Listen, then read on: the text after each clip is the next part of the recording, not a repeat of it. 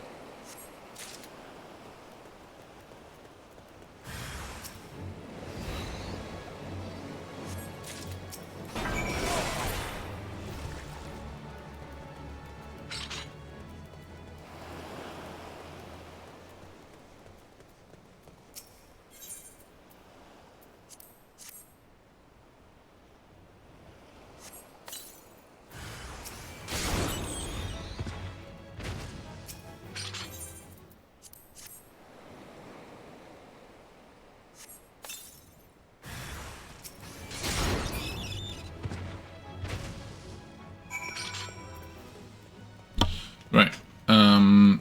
With that being said, here we are doing this.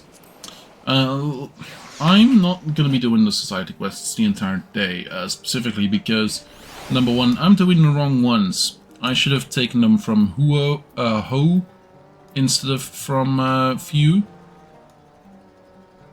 But hey, I made my bed, let's sleep in it as well.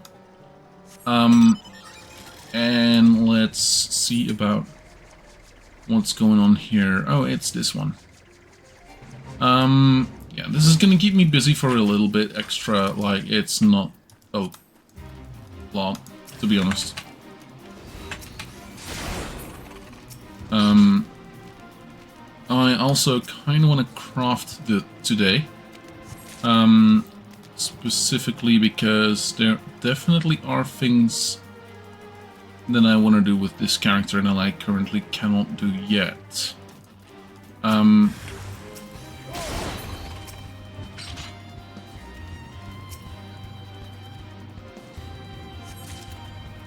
Go, and number 3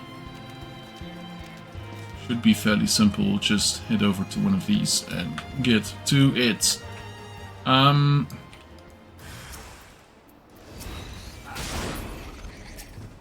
I had a couple days off. I went on a small vacation for my mother's 60th birthday.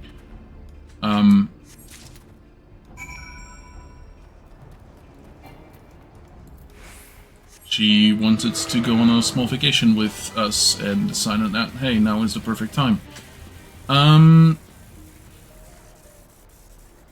Which it kind of was, kind of wasn't.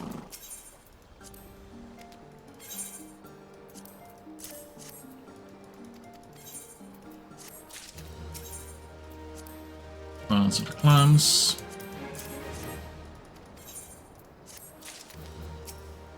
And last but not least, a taste for paste. There we go. I got a couple extra elegant tomestones out of that, and a little bit of extra reputation. We're climbing up. It's not gonna be an easy one, but it's definitely gonna be a one. So that being said, I have pretty much everything I want from this place, so let's return to New Grenania and see about the crafting thing for a second. In the meantime, between starting and stopping, went around and gotten a couple extra crystals, crafting crystals.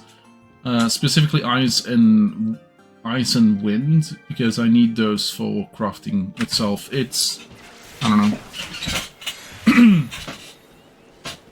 It's fine, I guess, that you need to get those. Would have been just as well without, but hey. So long you don't go in a weird crafting spree like I apparently have gotten myself into for a bit, should be more than fine. Like,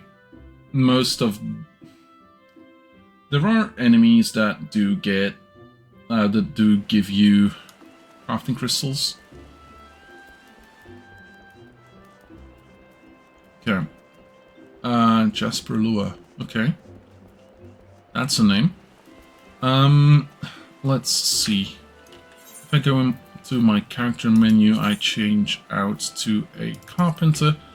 Is this the best gear I can get? No. Should change this gear set to that. Now let's see in N. Collectibles, and I believe I have a couple extra left that I can craft.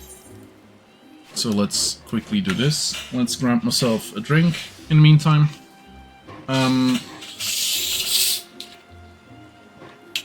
So I did leave Friday afternoon. Well, was it afternoon?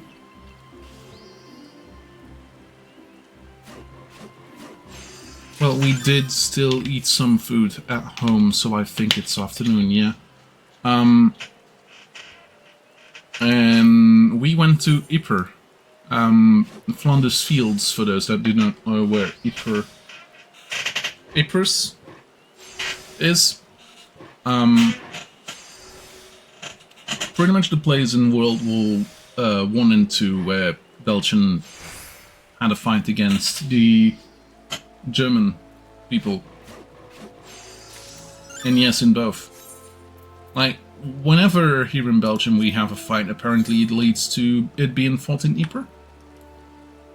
In the parts of West Flanders.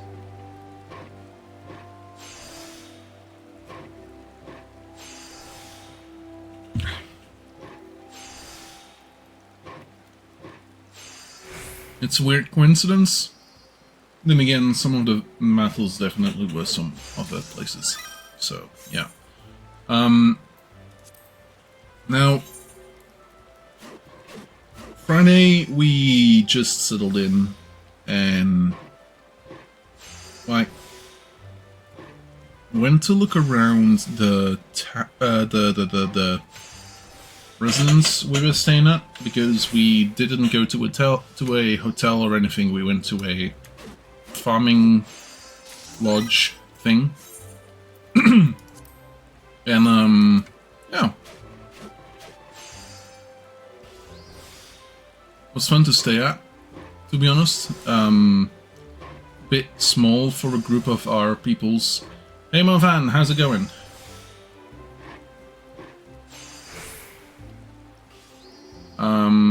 Like we were with like technically 12 people, practically everything considered like quite a bit less. Bought 11.7. Nice. I have 11.7 as well. I liked the demos enough that I got it. There was some demos leading up to the game that were interesting to me, so I thought, yeah, get the game. Was good. It's good. I haven't really played it since launch. Let's just say the AI allegations aren't great. I will play 1800, but not today. I'm gonna be doing Final Fantasy 14 today.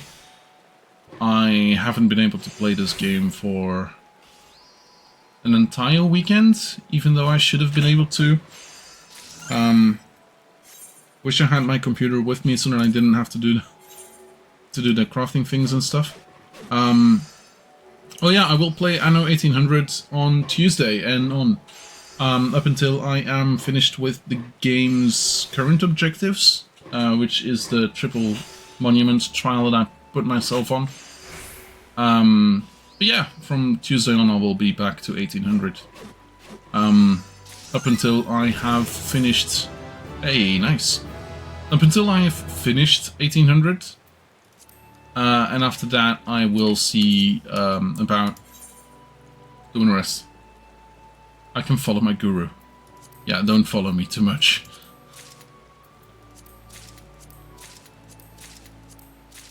And level 60. Nice. Knock on wood 6. Nice. Level up.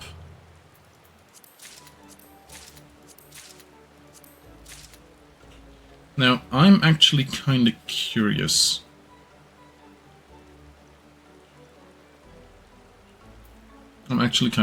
So we have quite a couple of scripts. Does this last?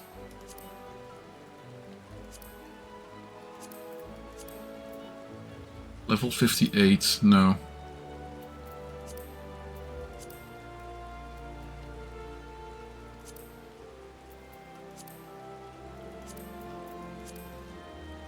Yeah, level 58 is the latest one.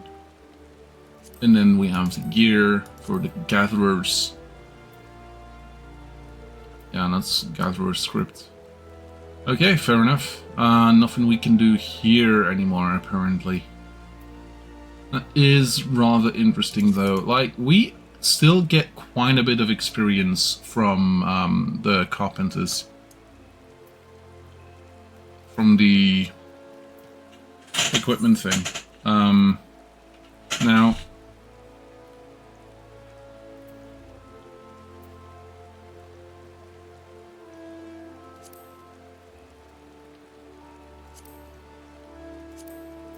I should be able to do one or two more. Let's see. I have in attributes 475, 504, and 294. That's correct. If I go and see about birch, no. Here, the rarefied hallowed. Oh.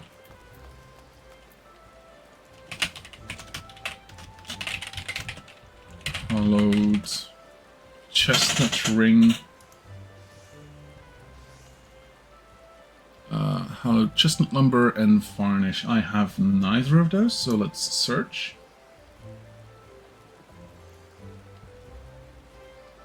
Apparently not good enough. If I do this, the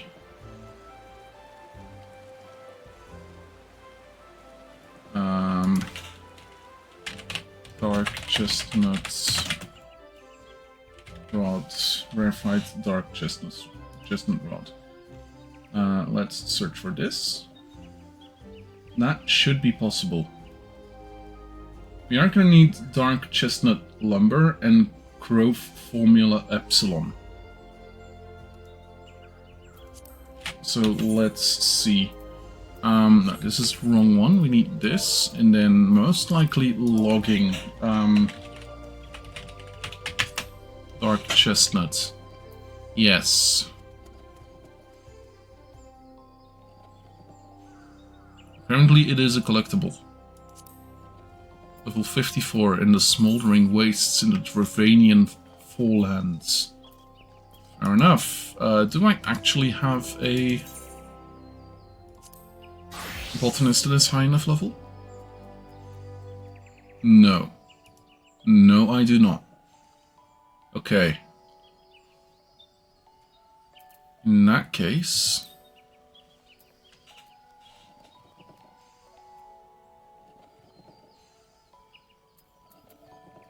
these are unspoiled nodes. Yeah, these are all special bits.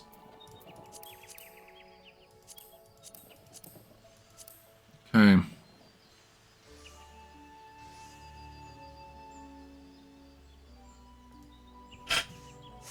Oh, thanks for the follow. Thanks for the sub, even. Wow. Okay.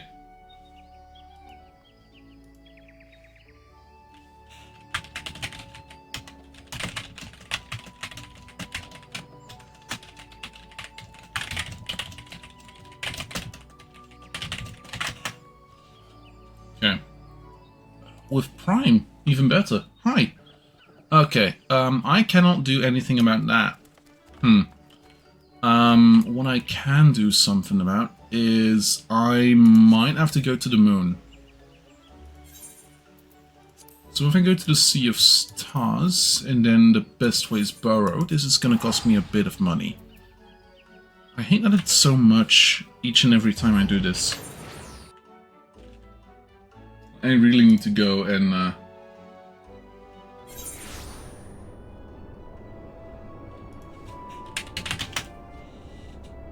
so if I do this, and then the sword, and then I should be able to see...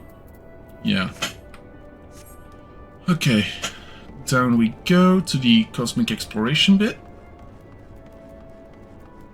I don't know how Cosmic Exploration works for gatherers. Oh, I hope it's good.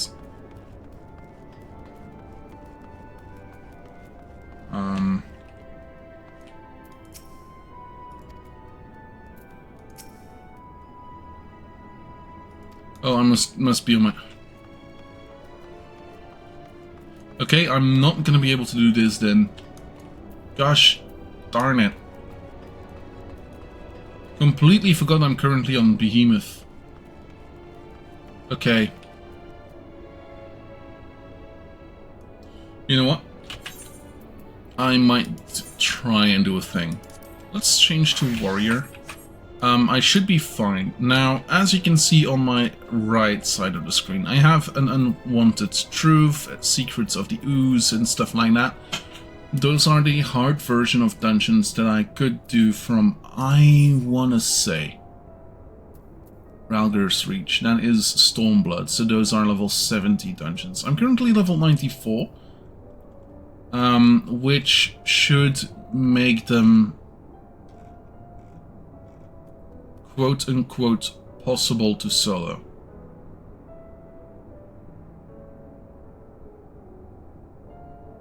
I might give this a try. Okay, so here in the Duty Finder I can click on this gear icon and select an unrestricted party.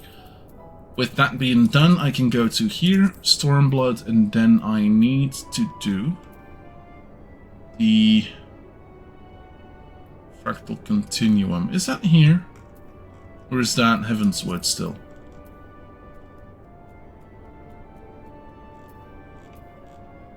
Or is that even Shadowbringers? Oh, is it a raid? Doesn't seem to be.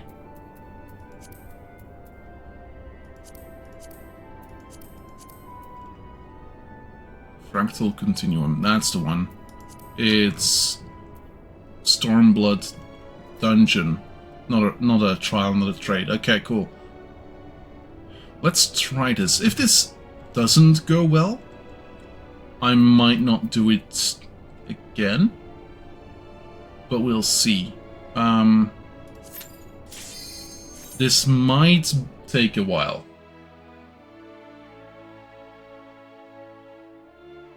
This might take a while.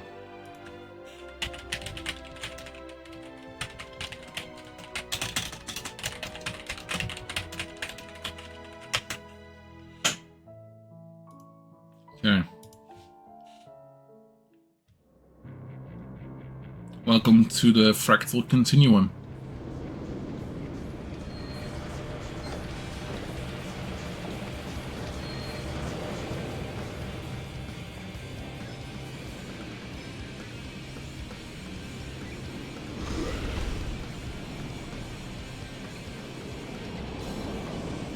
It has been a while since I did this one, like literally and figuratively. Okay.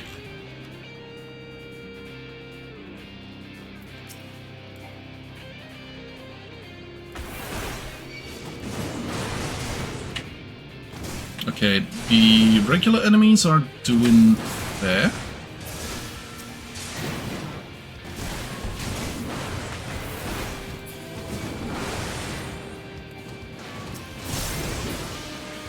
It's not as if I can't take these. The bosses will be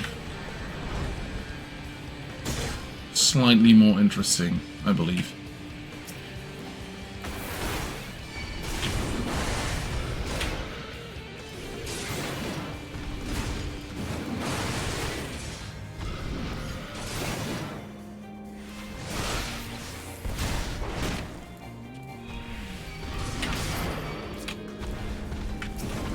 Thanks, Movin.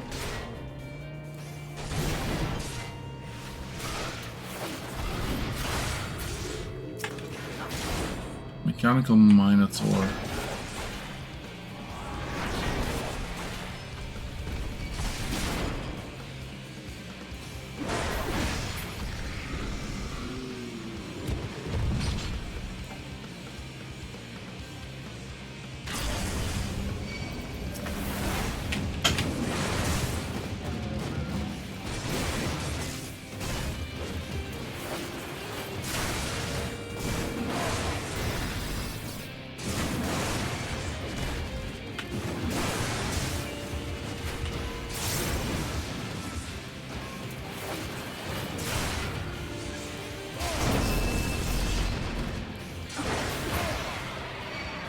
Go.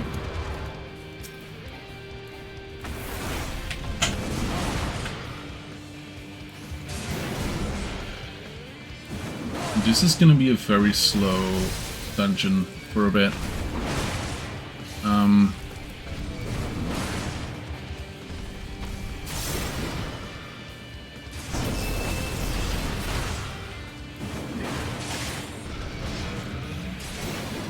I don't necessarily mind, but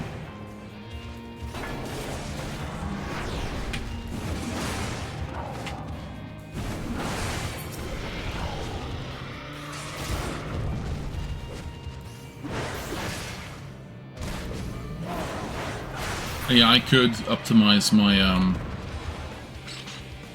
my rotation a bit more. This will most likely be a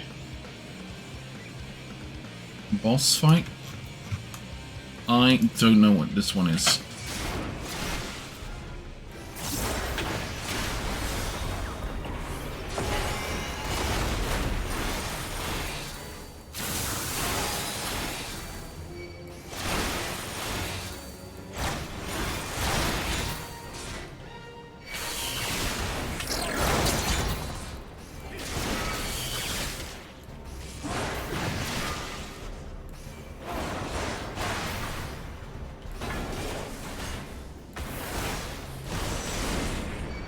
Oh, Lee.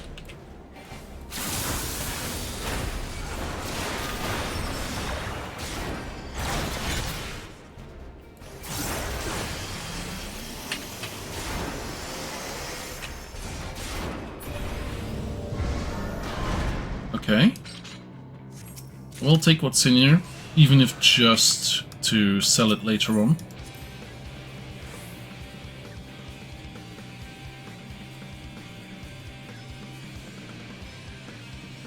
This is all fairly okay.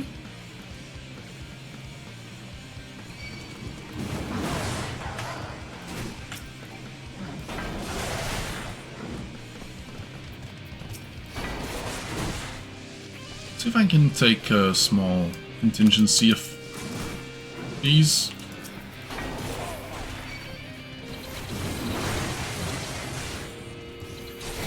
should be able to. My gear score should be high enough.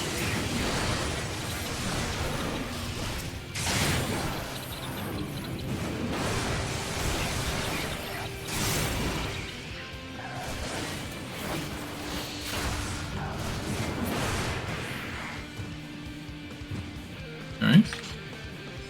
That actually didn't go as bad as I thought it would.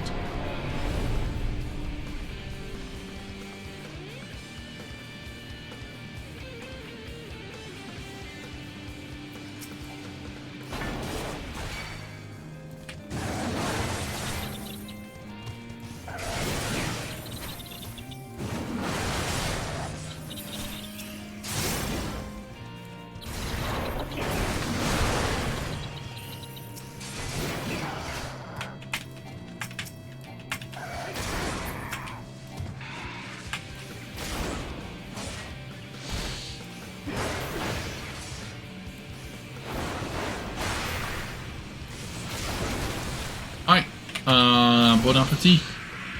Have a good dinner. Enjoy. Biomanufactured naga.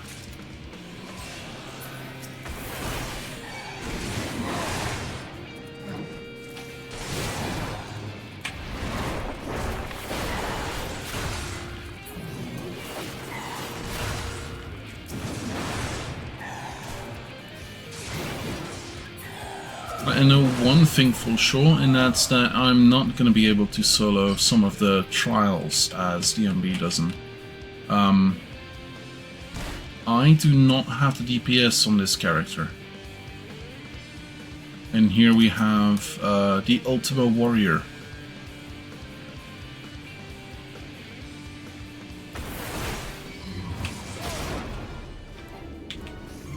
I don't know any of his things anymore.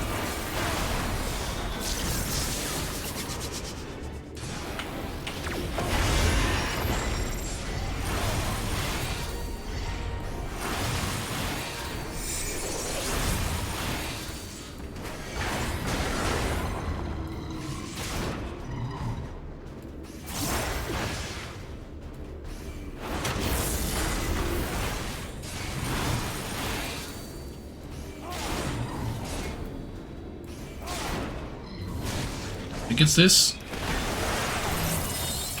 Yes, it was. I believe.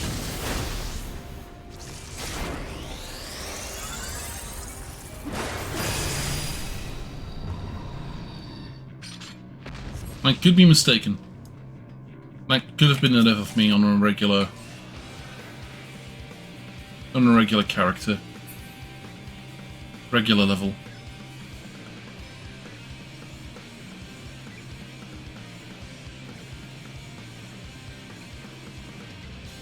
Okay. This should be the last level. Bio pellet.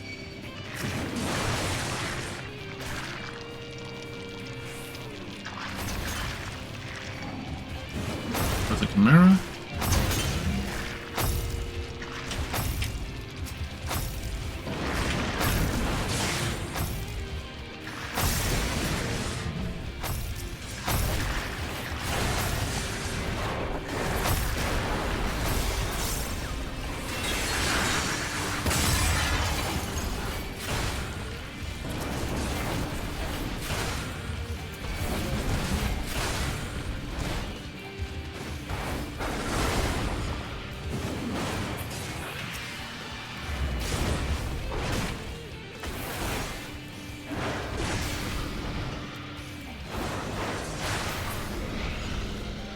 The other one come? No. Cool. Start running.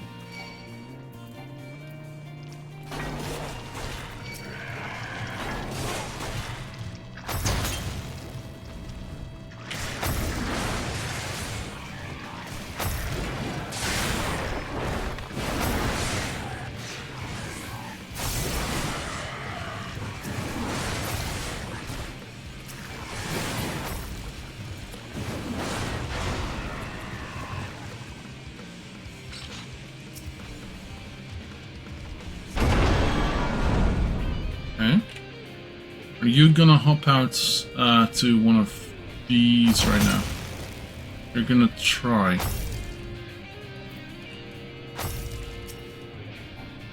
You might even succeed if we're going here.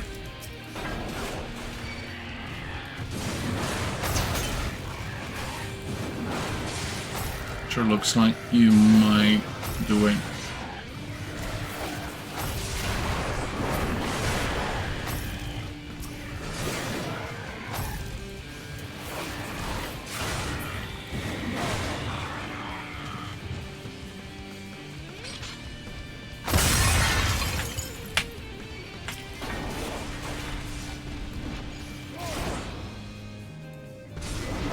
To be honest, this one I should have seen coming.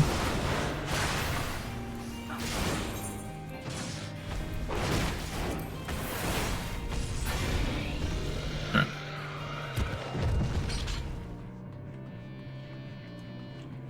And this should be the last one.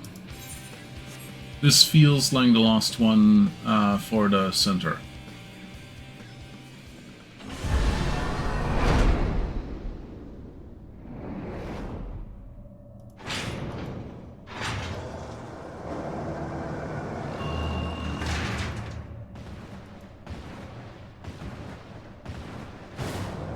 And this is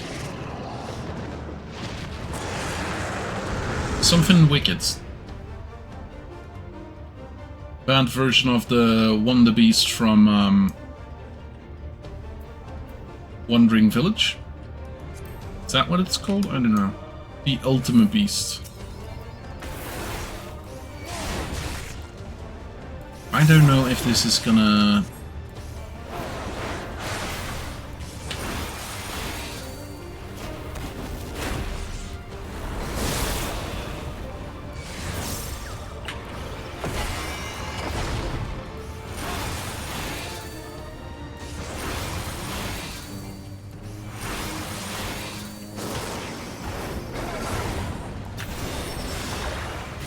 I don't necessarily need the bloodwetting bonuses, nor the healing.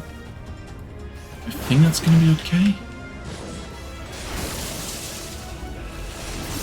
Now look at that, I didn't take any damage from Demi Ultimate.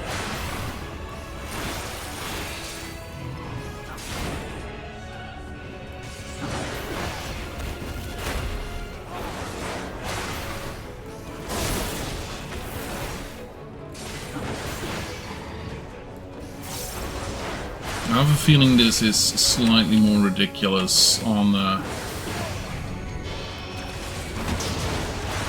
Oh no, I took some damage. Not even that much.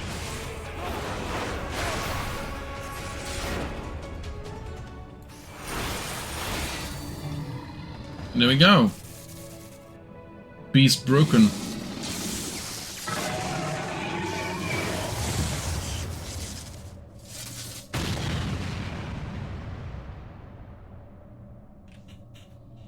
Fractal Continuum.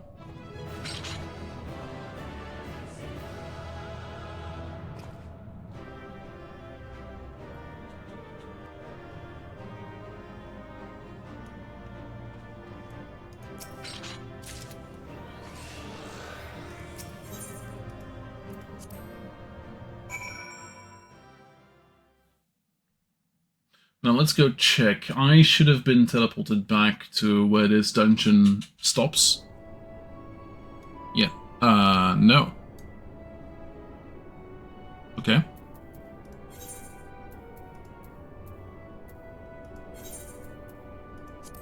Let's go to Azizla.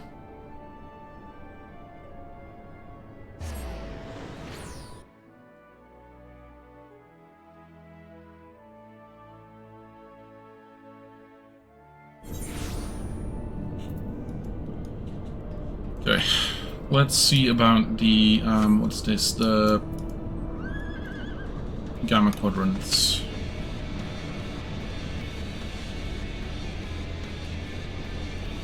Actually not the worst,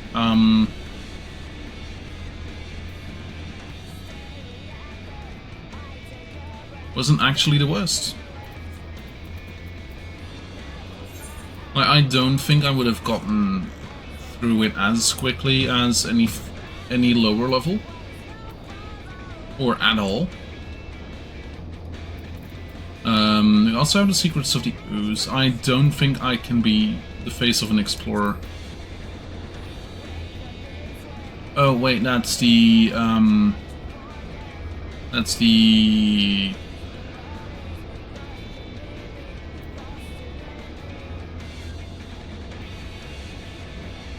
I know what this is, but I can't get come to the name of it. It's the gods thing. I won't be able to do that by myself at all.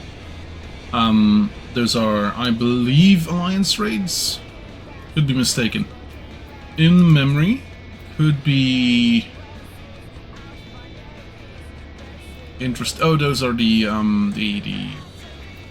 weapon quests. Heads I win, that is from the Nier Raids. That is gonna be fine.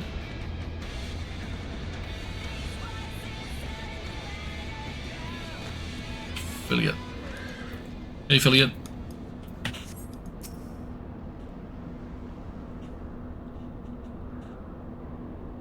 By alone, are we in one piece? At least now we know for certain elegant weapons were the source of the signal. But why would they need Ultima weapon prototypes in here? On second thought, I'd rather not know the answer to that.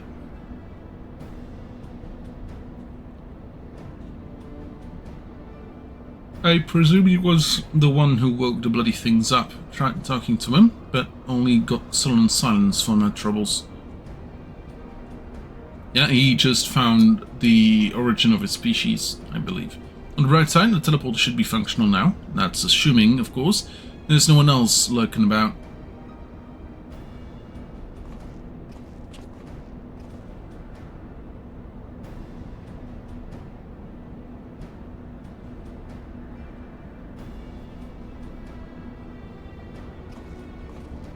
Well, would you look at that? Up and operational. But how do you think that XIV reached Azizla in the first place? There's no way their balloons can reach these altitudes, unless the rumors are true. They say a group of XIV in the North Shrine called themselves the XIV has been working on some sort of hybrid airship. How about we go and pay them a visit, eh? Last thing we need is for one of them to come back here and wake up another of the Elegant's delightful toys. I actually have been working with them. Huh. Fairly recently as well.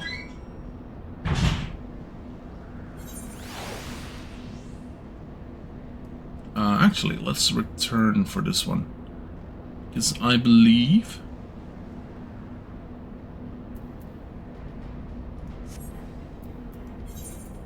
if we go to the North Shrine and do this, that's gonna cost a little bit of money, but not as much as it was, so let's just hop over.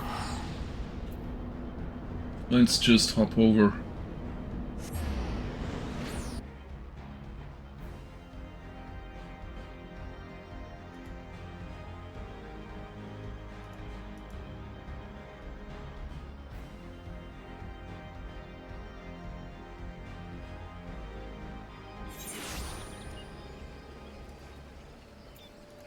Don't have the points for any of the quests today.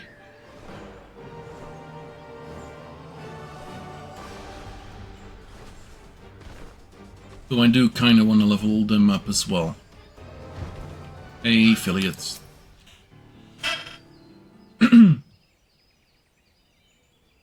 There you are. Well, come on then. Let's go and have a word with the XIV.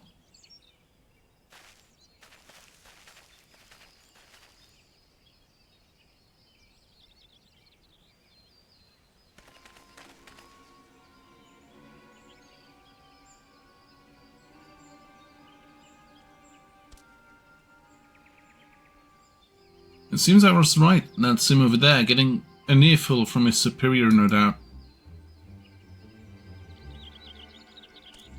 Taken complete ship without permission, you did, squawk. Banish you from XIV, I should. Forgive you this once, I will.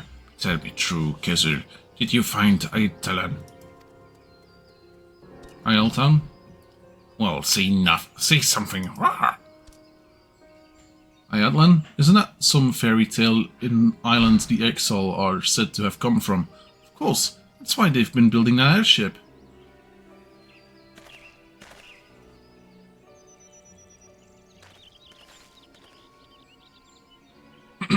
Pardon the intrusion. Might I have a word with Kazel? What's this?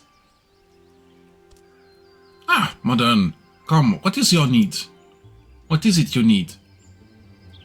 Meet with them in Fractal Continuum, I did, in Azizla. Azizla? Why would you go back? Lined with tubes, the walls were filled with all manners of chimerical creations. In the last of the chambers, a terrible sight I saw. It looked like dust sizzle. Named Ixalion it was. To serve the elegance they were made, developed an airborne division. And then something. That sounds an awful lot like you, Ixal, doesn't it? They said that the Winterism up in Kurthus followed their superior's command with frightening obedience. They didn't wonder why you all left to make your own tribe. Oh, does that not strike you as familiar? Unfit to the forests, unfit to fly. An abomination we were. A failed experiment in the elegance, if Ayatlan exists.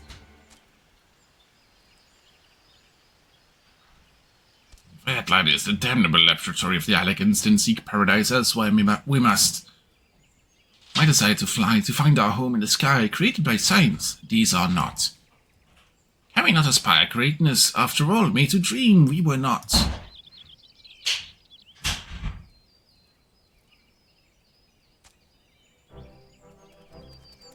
Speak of this again, you will not, understand? None will deny the Exile's ambition.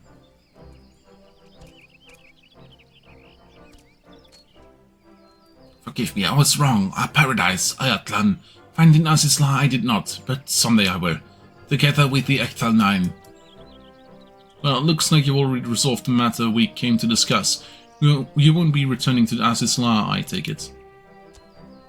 Never. Even at the threat of death, return there, we will not.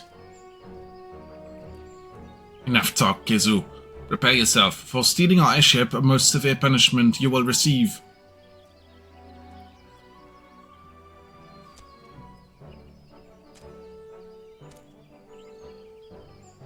Sizzle! I thought he was going to get smacked in the face.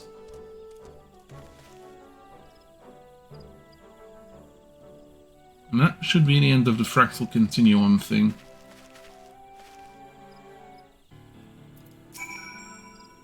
Everything settled in, eh? And who would have thought the Exile actually came from Azizla? I'd have lost all my feathers after hearing news like that. But they've chosen to keep a stiff upper lip, or beak, I suppose, and here I am, being hard on myself for my upbringing in the Broom. Piss all compared to their hardships. If they won't give up on their dreams, then I won't on mine. Looks like I got my work cut out for me if I'm to be even half the engineer Sid is. Thank you, Modern, for everything. I have a feeling that if you did not start the Exile quests, you wouldn't have gotten that small line in between. Cool. Now, the next one would be Saint Mocianne's Arborethum Heart, which is in Dravania. But we can just click this and see about this. So this one is kind of the same as the Fractal Continuum, but instead of in Azizla, it's on the ground in Kurthus.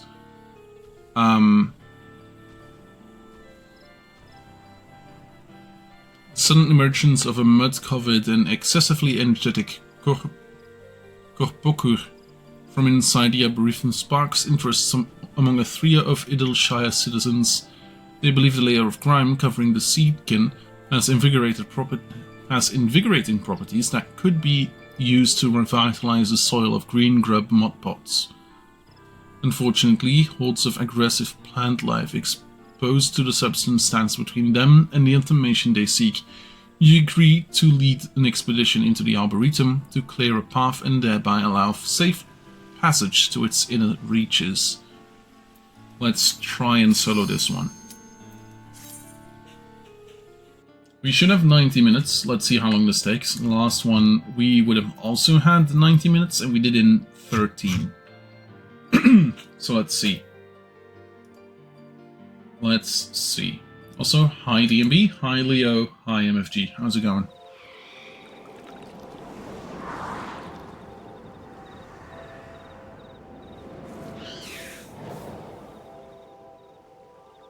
Saint Mocianne's Arborethum Heart. Nice.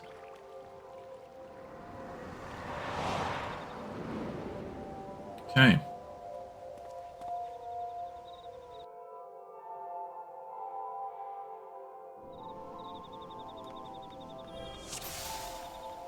Let's see if I can do this. I don't know if any of them have an interesting bit.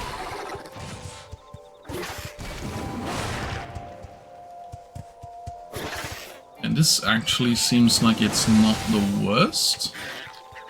So let's go stand here and try.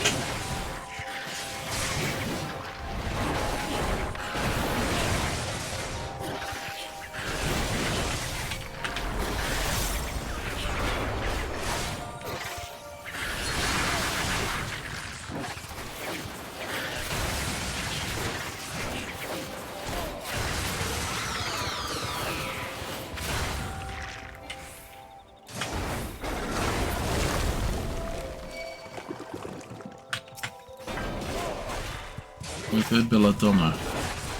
These are plants that we've seen here before, except those were the non-withered variants.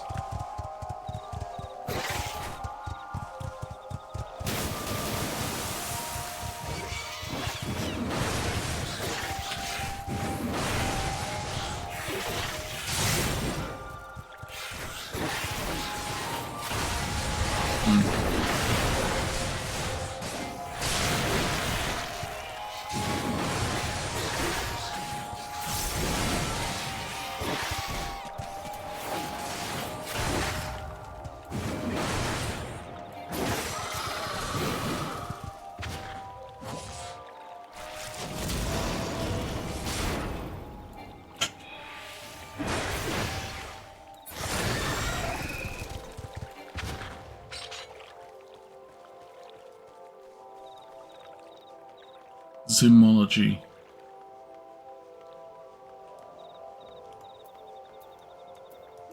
Nulchu.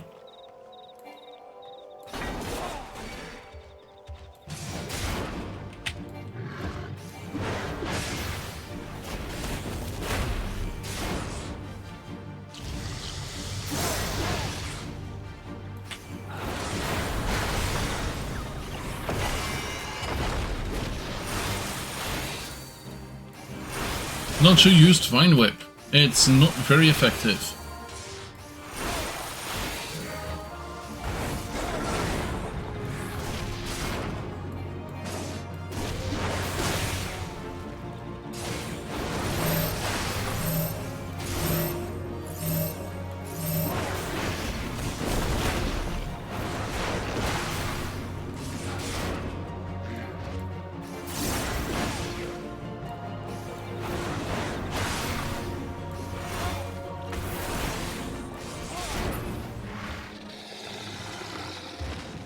Okay, fair enough. I lost out on maybe something. Thaumatology.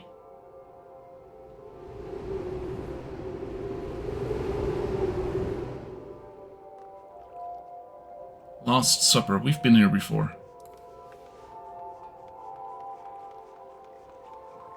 The Study. We've been here before as well.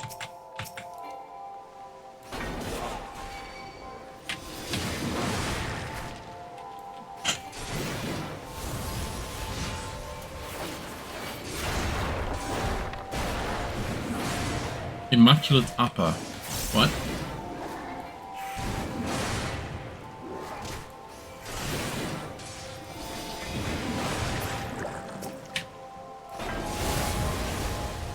Oh.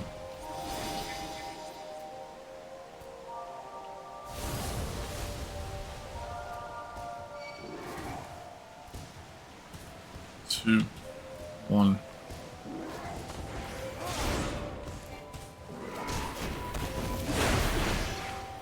Okay, that's actually kind of interesting.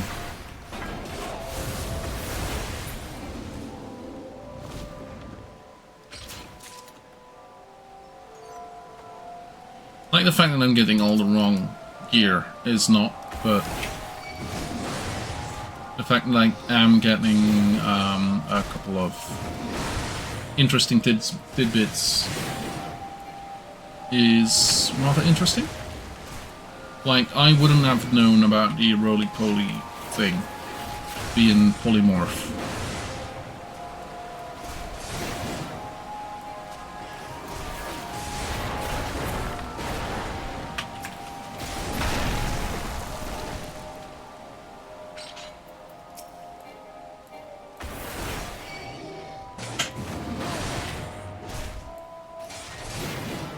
We are stuck here? No, we are not.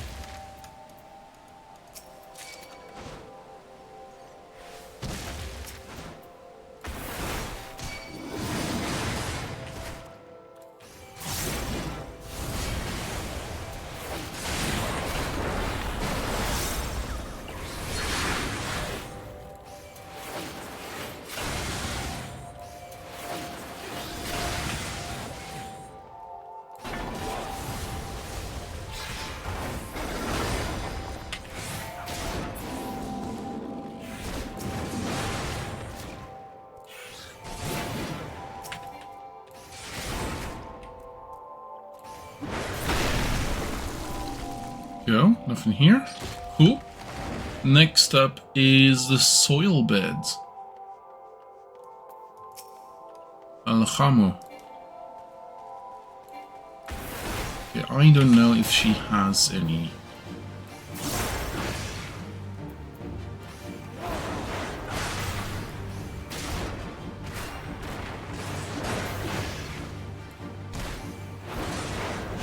So she reminds me kind of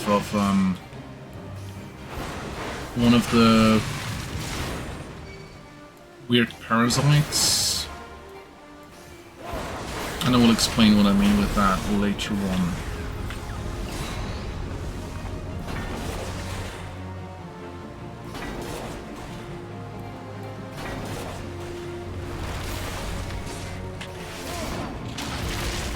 There's a very specific bird parasite that poops out the eggs of the parasite, which lands on. Ooh, I don't know what that is. Can I? Yeah, I apparently can live throughout that. Which poops out the eggs of the parasite, which lands on which would land on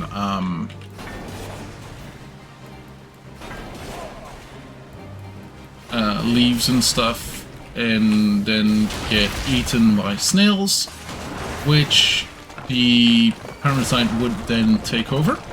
Kind of a little bit like the cordyceps, the same fungus from The Last of Us, but in a different way. They would literally supplant themselves in the eye stalks of a snail, slug, whatever. Actually look kind of funky.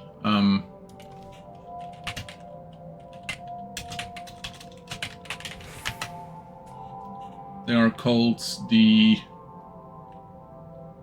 root sac, the Leucochloridium paradoxum.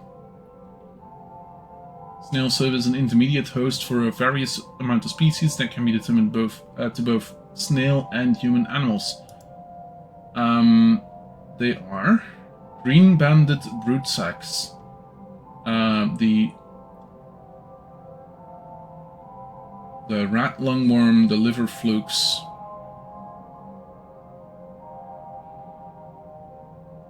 Yeah. It's the Leucochloridium paradoxum is a mind-controlling sort of snail parasite. It's weird to see. Let me open this one up again and actually take this out. So as you can see here, rat lungworm, etc, etc, etc. If we go check here, this is absolutely insane. They pulse like that. Yeah.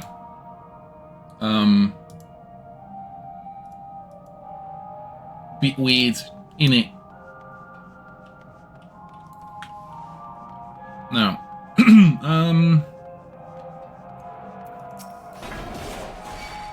that's what she reminds me of.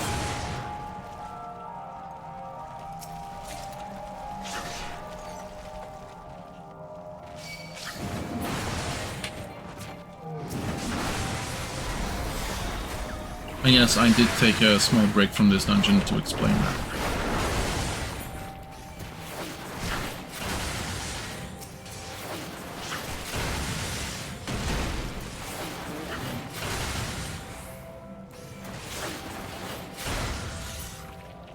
I specifically know that one to be transmitted by birds.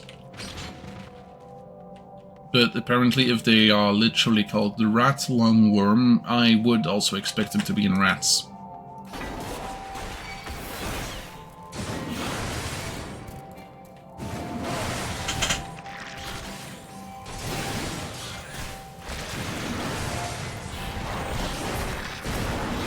Apparently they can be transmitted to humans, but for us it's also in the lungs, not in the ice.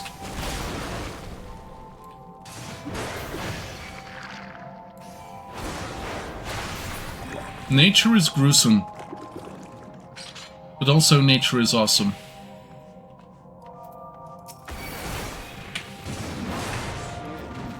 Water conduit, okay.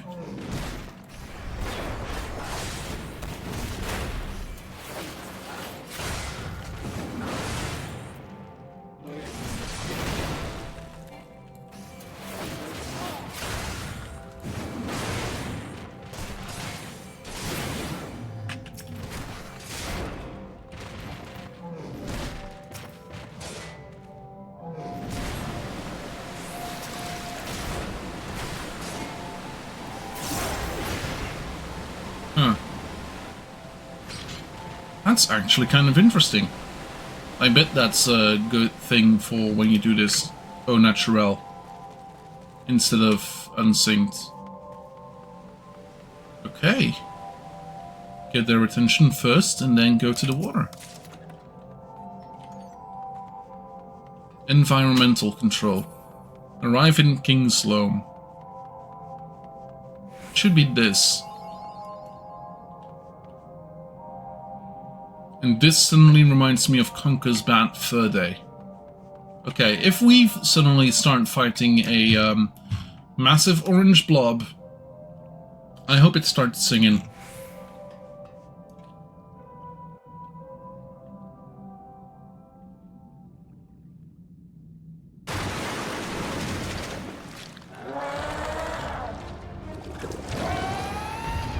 Okay, it's not singing, is it?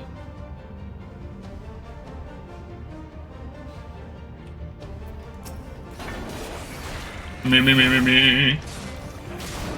I am the great mighty Pooh, and I'm going to throw my shit at you. That's all I know from the song, by the way.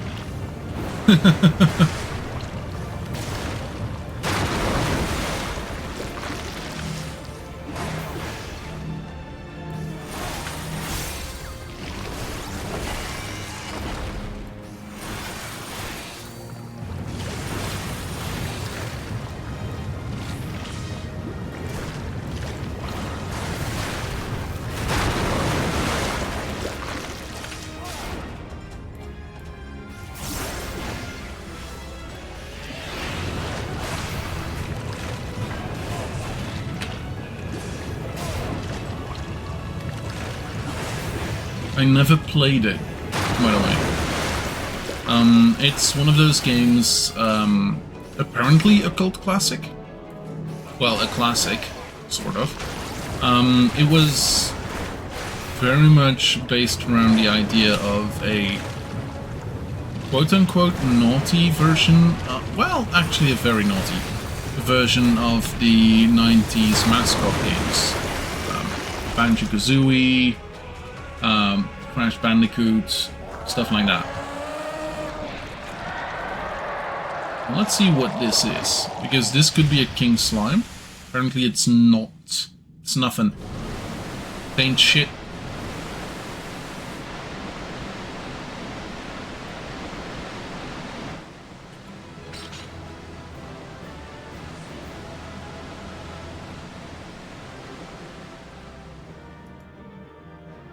There we go.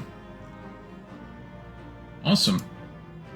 It's actually not too bad. Like, we took a little longer, but I also did do an explanation in the middle of the dungeon.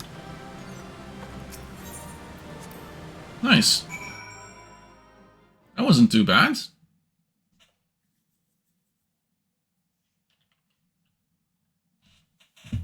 That wasn't too bad at all.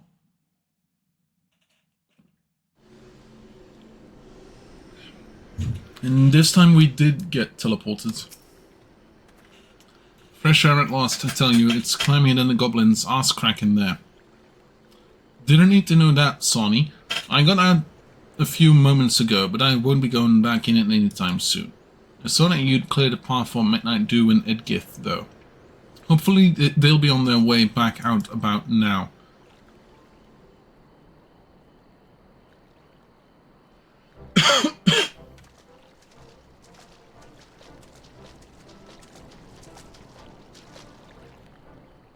Sorry to have kept you waiting.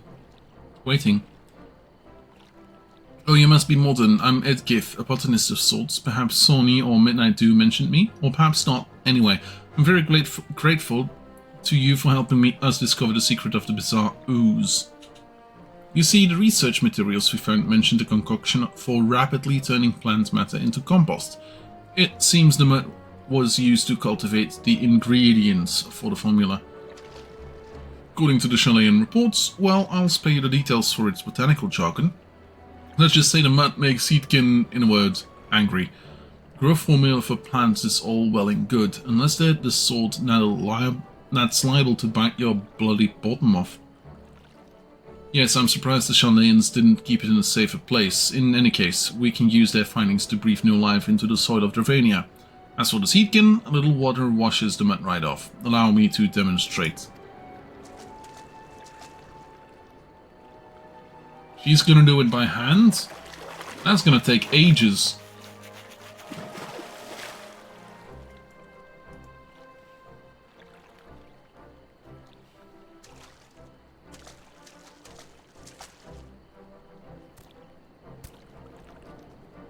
Nice and clean. Shame you can't watch that stupid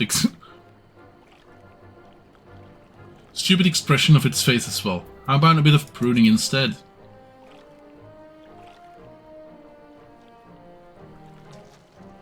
I'm with Monon on this one, covered in muck or not, it's a bleeding nuisance either way. Now, leave the poor thing alone, I'm sure it'll behave itself, and more importantly, looks like we found a way to improve our dwindling harvest. And we couldn't have done it without you, Modern. I'll make sure that when the locals start stacking all those lovely crops, they'll know who to thank. That thing's changed quick. And complete. Nice. Quest done. Awesome.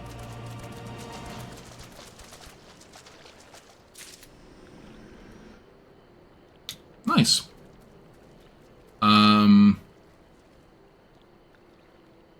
Let's go to Konogg in the copied factory. So this one is specifically, for those that do not know, though watching the viewers that I currently got, highly unlikely. This is in a weird alternate dimension. Let's call it that. A shattering, a different planet that is technically still our planet, but history changed quite a couple things way back in the past.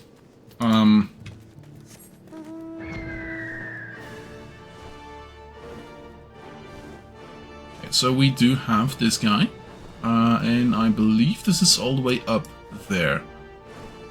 So let's go doing that and see about what the Nier thing is all about. Excavation tunnels, let's go through this. So this location is part of the Nier Raids, which is a collaboration between Final Fantasy XIV and Nier Automata, I want to say. I believe it is Nier Automata, I could be mistaken. So we have to go through the factory entrance. From what I saw, it was very much Nier Automata. For those that have been here long enough, yes, we did play this game on stream at some point. It has been quite a bit, though. Okay, can I use... No, I cannot use the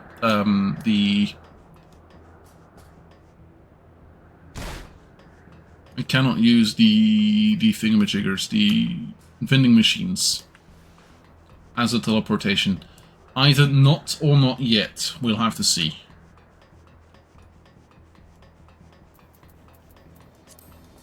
Passage to Zone 1.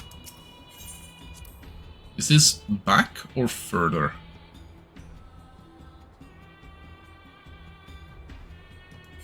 This is back. Okay, and I cannot go back through this. Okay, cool. Good to know. Completely useless at this point in time, but good to know that this is the way how we get back. What I also think is kind of weird is that, like, for all their technological advancements, like, the blue sky above apparently is a large cave, because if it's not a large cave, people should have seen this with their flying ships.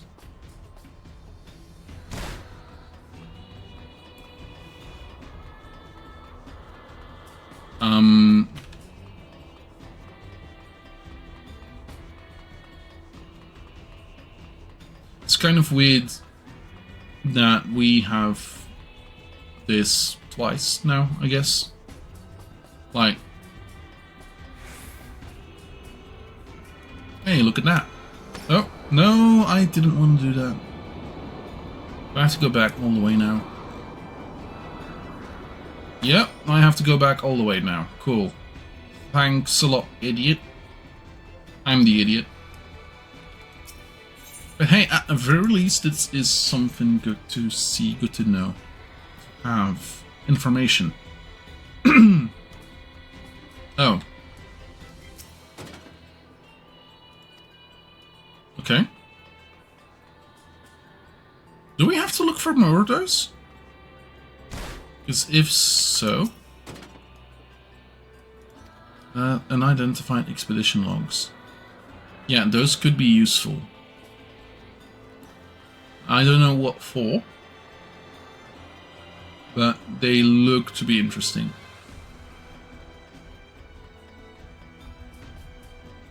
Even if they are only interesting to sate my curiosity, still worth it, innit?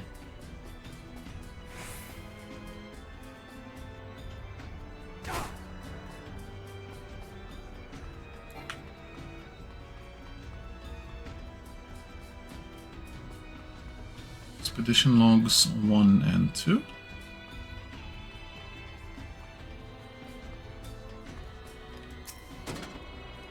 Number 3.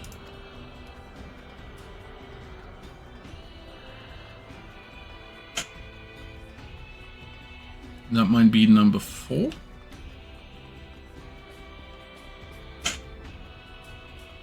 If anything at all. No, apparently not. Nope. Konogg, please tell me what is going on. Don't like relying on this place internal mechanisms, particularly the dangle me over a gap chasm. Particularly to dangle me over the gaping chasm, but it seems we have a little choice. Maybe if I close my eyes.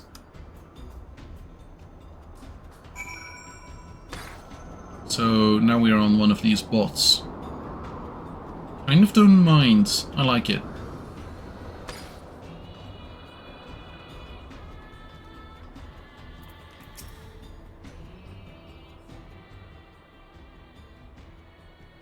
Before we proceed, we should decide upon what to do in the event that we became lost in this maze of a place. These teleportation devices should serve. If you can't find your way back to me, use one to return to the entrance immediately. Got it? I'd hate to lose our muscle because you wandered off and fell into a pit somewhere. Now you're free to take a look around. If you find anything noteworthy, bring it to me.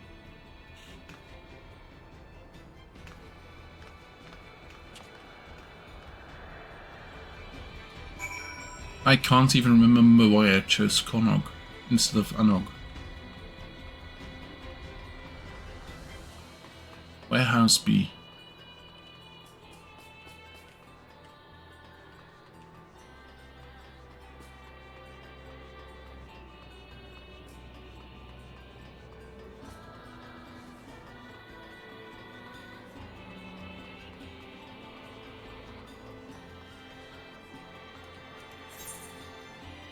There's nothing to see here. Sound really. Look at this. Number 4? Oh, fragment data. Weapon fragment data 1. Okay. Let's do zone 1.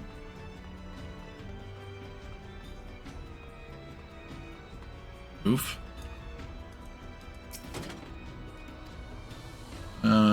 Machine Research Report 1. These are a lot of B units. Type 2? I don't know.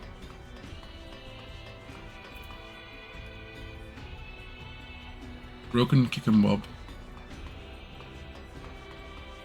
Bop it. Twist it. Bop it. Yeah, let's take this. Seems to be what the mission is after me going for. Broken kick and bob.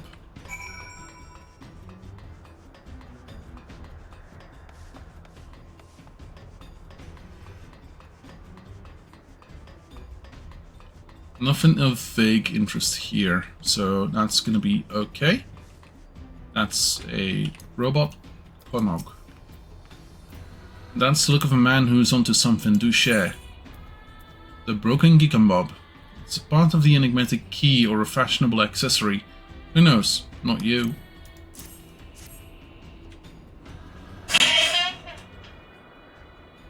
I bet that's whatever it is. It's part of a greater whole.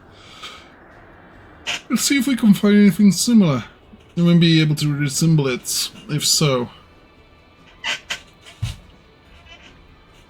Let's go to zone 4.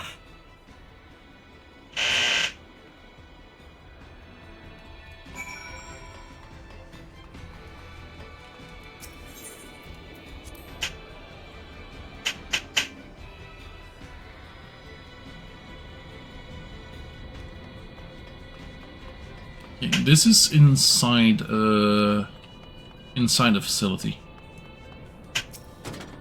A memory of a damaged machine archived.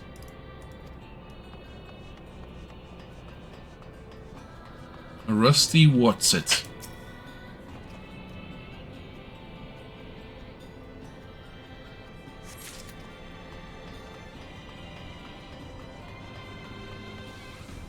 Passage to zone 1. Yeah, no, I'm gonna take that.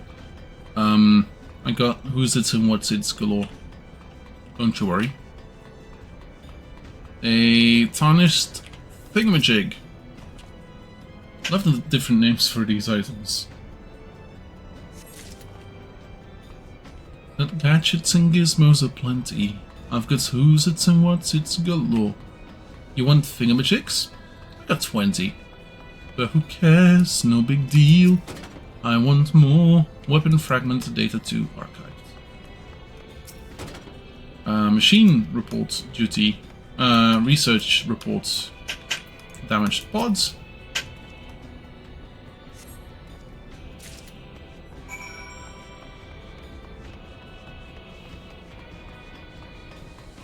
This is a facility that we kind of do know from the game. I've been in one of these a couple times. Zone 5. Let's quickly look around if we can find any other bits and bobs, but seems like it's not going to be a thing. So let's go look on.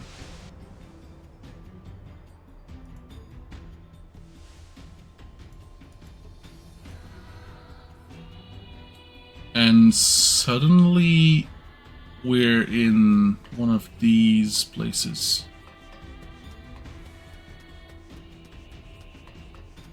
Are we? Tattered flyer.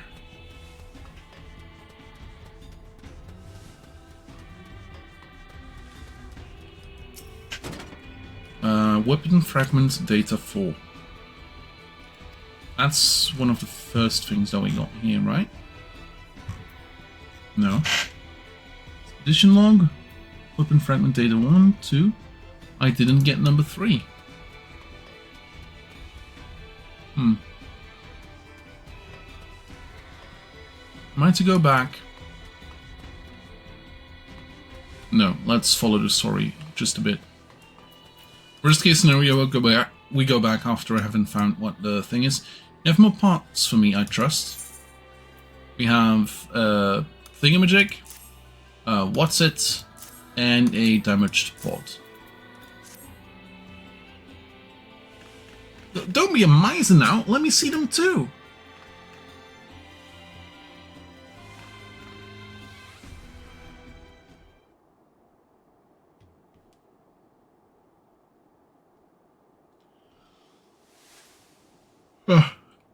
Look at all of these. Hard to say for sure whether we have everything until we take a crack at reassembling it, of course. So let's start.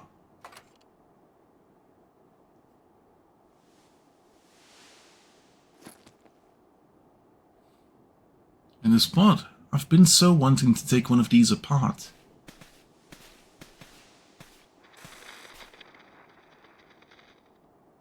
Do you hear something? Function resuming. Initiating repair progress.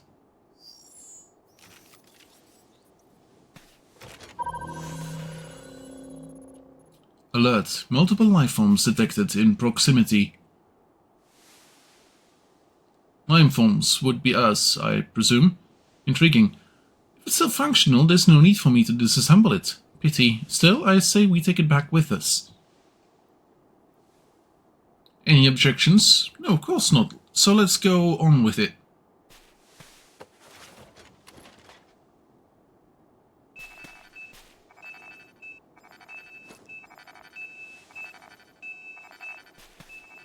It's the what's it? Oh, what's this?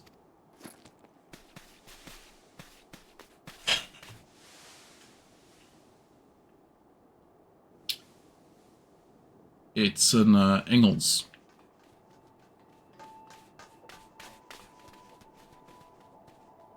It's a frame on top of Engels.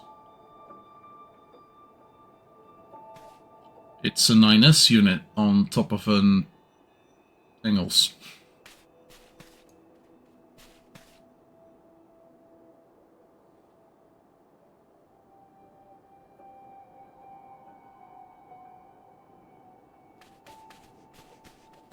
I know, it's showing its eyes.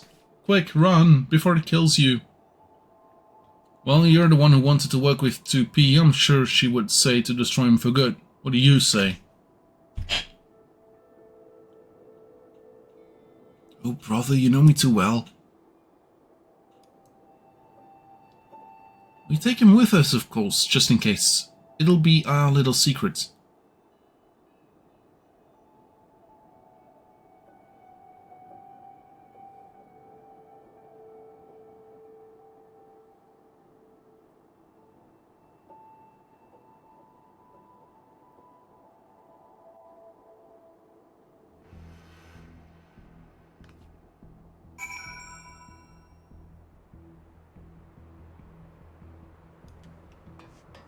back to Zone 1. Konogg and I will be heading back out. I want to perform a proper analysis on these parts as soon as possible. Don't blame me if you want to look around a bit more first, though you had best share your findings. How do we find these archives? Is that in the logs?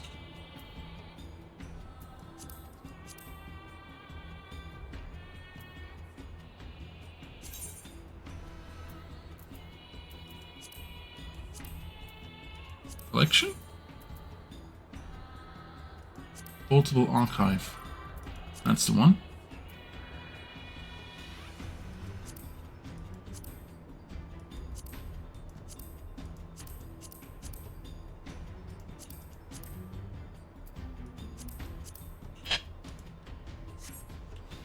Here.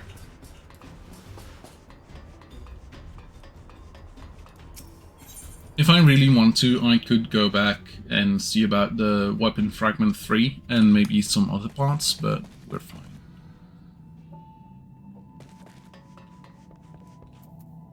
Anogg.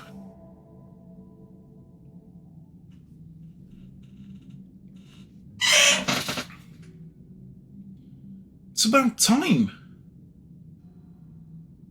You know how these parts... those parts we found? Well, I managed to cobble them together into a decent approximation of something. I was hoping that I got the basics right. The pod could tell us what it's meant to be, but it won't stop repeating, processing, and beeping at me. It worked when it was analyzing us, so theoretically it should be up to the tasks, but it seems we have to wait for it to finish, whatever it's doing. I'm half tempted to take my tools to it, but I can't put it back together. We'll be back at square one, so patience it is. In the meantime, we have quite a bit of other data to analyze. So much, in fact, that I'm certain we will need a considerable amount of time, uninterrupted time, to work. If you take my meaning, I'm telling you to keep the chief off our backs for a while. I don't care how. Say that its house is on fire if you like. Or put it to the torch if you're not comfortable with flying.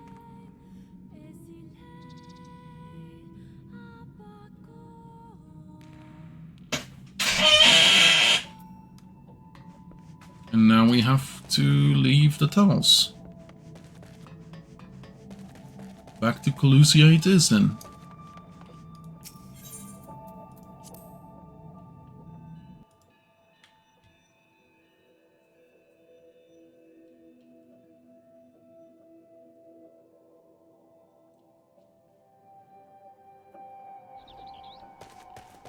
.33 local time. Fair enough. 1.5 hours into stream. Nice. Okay, where he is? There he is. Where is he? There he is. Lali, mysterious machine from the ruins will kill us all, Laho. So it's been a lot to take in. Did you manage to keep our local miscreants out of trouble? They're safely studying our discoveries as we speak. I found them so surprisingly competent, actually.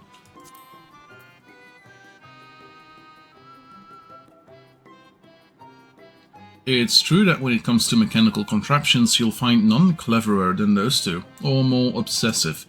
If anyone's capable of solving the mystery of these ruins, it's them. Much as I hate to say it, we should leave them to their own devices. For now. Look at that, voice of no return guitar orchestrion roll. Nice. So I can just use this. There we go. The XIV chief has a request for you. You could not possibly guess who it concerns. At all. Ever. None. Lali, what a conveniently timed entrance. Oh, I was just thinking of it. Ought to send someone to check in on Anogg and Konogg.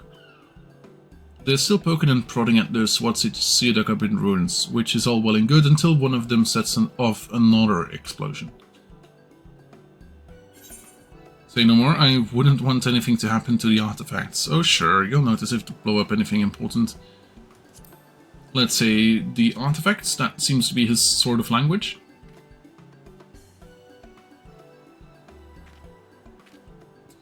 Thank you. You know how they get when they curious about something. Not to mention that our annual carnival is fast approaching. There's plenty that wants to win before we're ready, and I need those two to start pulling their weight.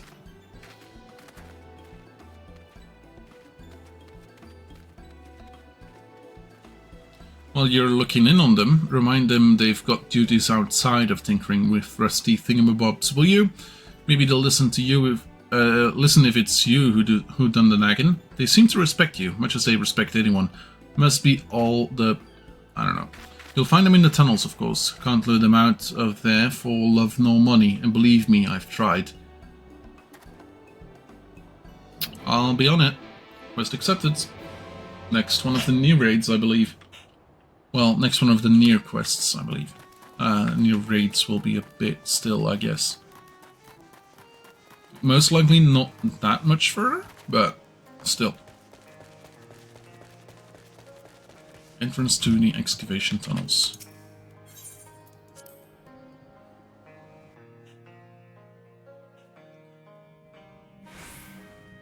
Okay. They should be here. Like, they did take the little boy with them, yeah? Linus? Where is it? Where is he? I don't see 9S anywhere. 2P I can see, but 9S no. Oh well, Anogg.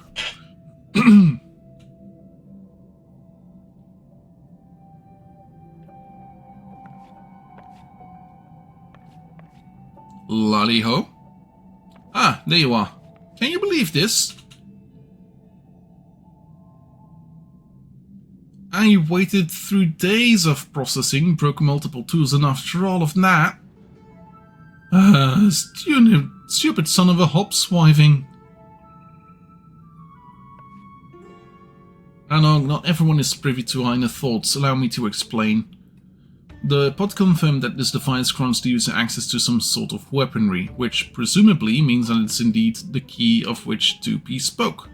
Unfortunately, no sooner had we gotten it to work than it stopped again. Based on our previous experience, we assume that it's run out of power and will require a supplementary energy source. So let's hurry and find one! The sooner we get the key working, the sooner we can pulverize our enemies.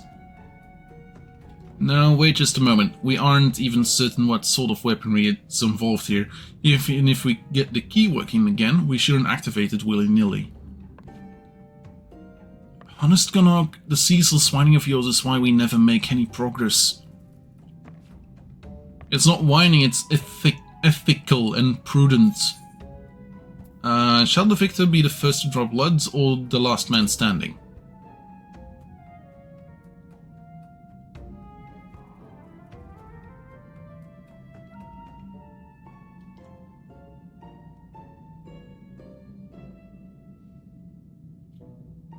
Why not both? My kind of dwarves.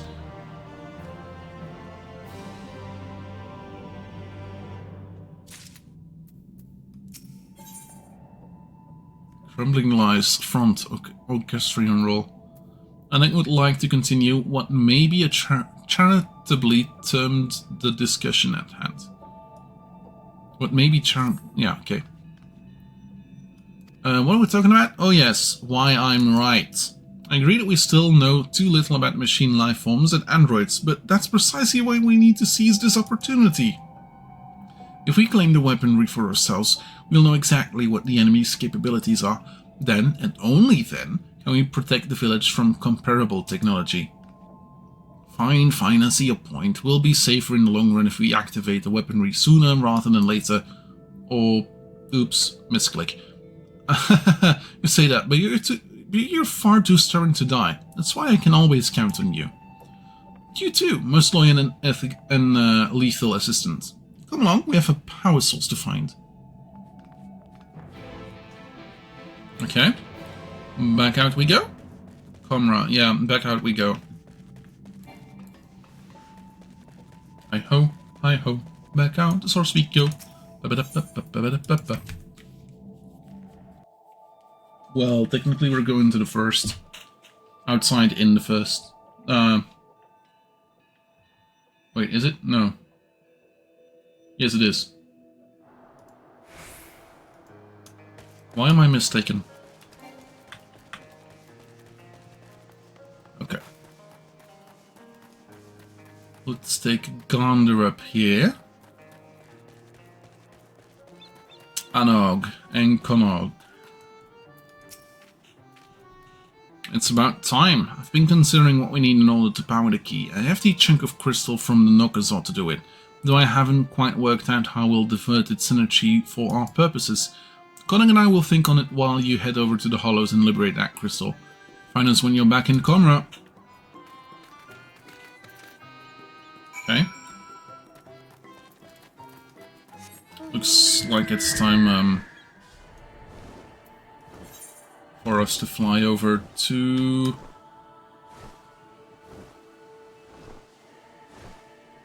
this place?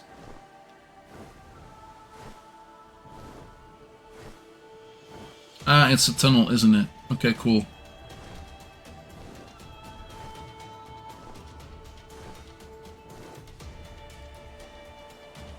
That was useless.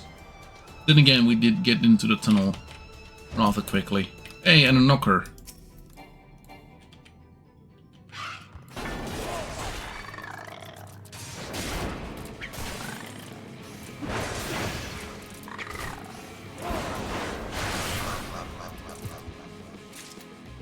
Obtain a chunk of knocker. We took a knocker and knocked her out.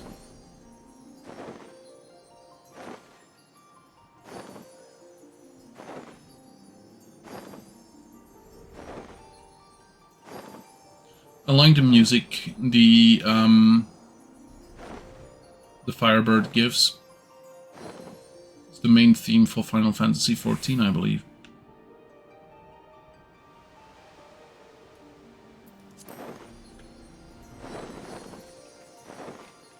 Drop off. There we go. Ah, you got one, right? Yeah, sure did. Chunk of knocker. Perfect, now we can run some tests.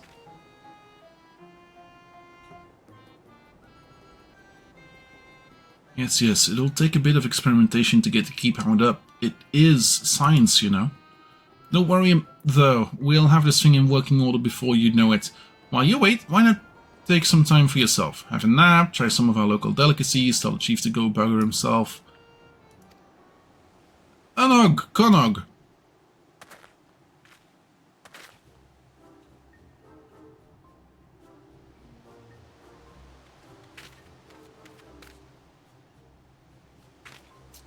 And there's Modern. Knew you had roped him into your schemes again. They're good schemes, and anyway, you're the one who keeps sending him to check on us. I wouldn't have to if you do the work you were assigned. The carnival won't wait for your pet projects.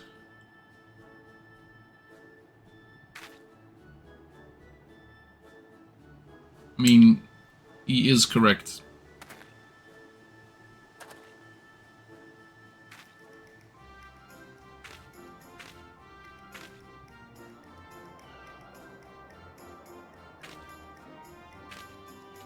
Fine. Come on, Konogg, let's get this over with.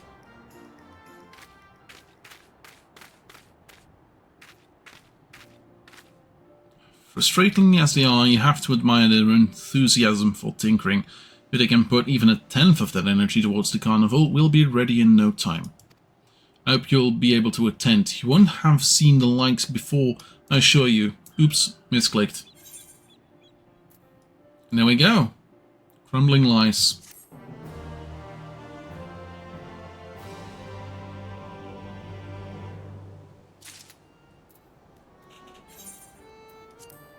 Use this.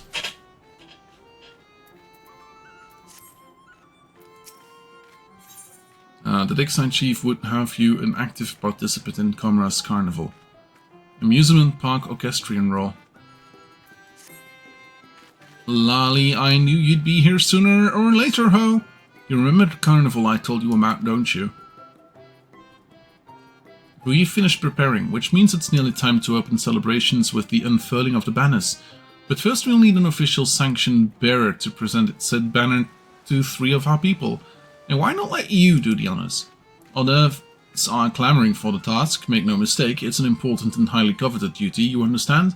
But I couldn't deprive you of this opportunity to experience Kogg's culture hands-on.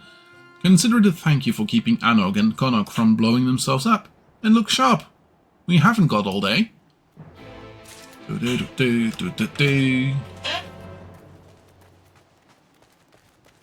Let's see. Eccentric villager and excitable villager. Oh, an earnest one. Eccentric. So the role of bearer went to the outsider after all. Nothing you can't handle, I hope. Let's give it. It's not that I like the chief made a poor choice, mind. A bit of a waste, yes, but there's no better way for you to introduce yourselves to the rest of the village. And when you know it, you're not so bad. Good. I like being not so bad. You'll be the bearer. Well, hand it over. This is what we've all been waiting for. Carnival banner. Hand over. Come on, click it. Ah, the colours of Comra. They speak of our village, our lives, our very souls. Except this one. Never really cared for this one. Looks like it tripped halfway through the journey from beige to yellow and fell in a ditch. Fair enough.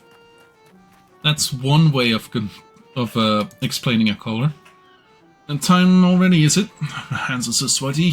Do take care now. I'd hate to be the one with that one drops the banner.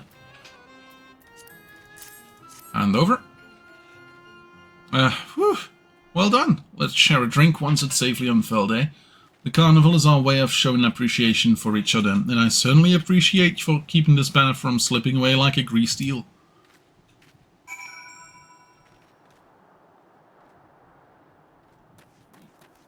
Are we actually gonna see the banners? Hey Gav, how's it going? Yes, I will hydrate it a bit. Finished, have you? Hopefully speaking with those folks helped impress upon you that this wasn't just some menial errand anyone could have done. No, the slightest mishap in the banner delivery process would have spelled disaster, you hear? Now, without further ado, let the carnival begin!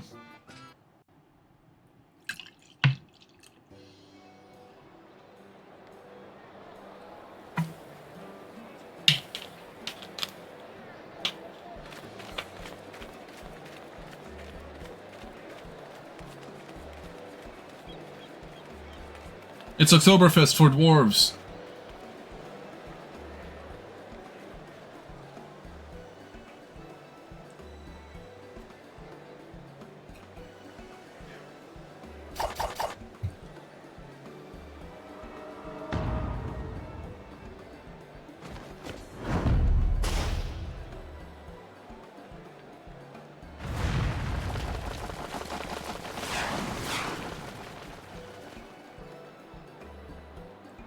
Yeah. No need to stand there waiting for someone to give you more work to do. Go and witness the fruits of our labor. Revel, frolic, etc. If you need a task that badly, you can set yourself to working up an appetite. I expect you to partake heartily in our traditional cuisine. Not to mention the drinks.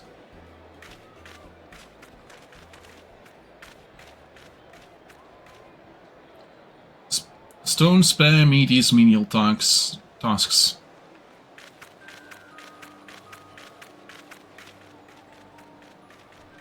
Anogg and Konogg. Why, if it isn't modern and run absolutely ragged with tedious carnival duties, no doubt. Actually, fairly... okay. It is indeed my solemn duty to eat my weight in carnival food. I had the honor of delivering the banners. Thank you very much. It is indeed my solemn duty to eat my weight in carnival food.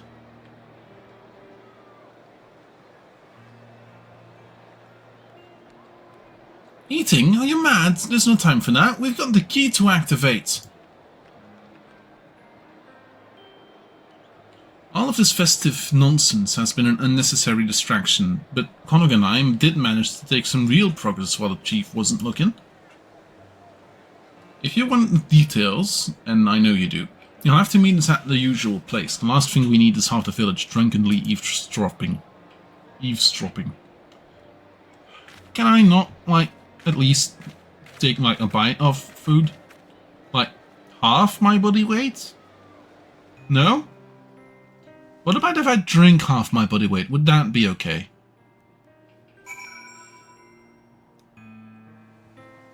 Doesn't let me, does it?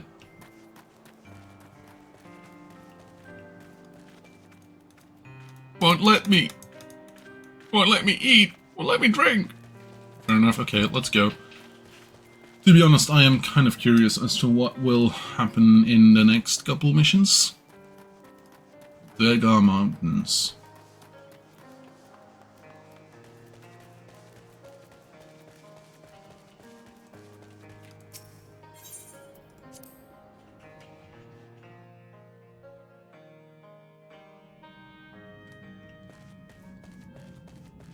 Did they finally take the kid? No, they did not. Okay, cool.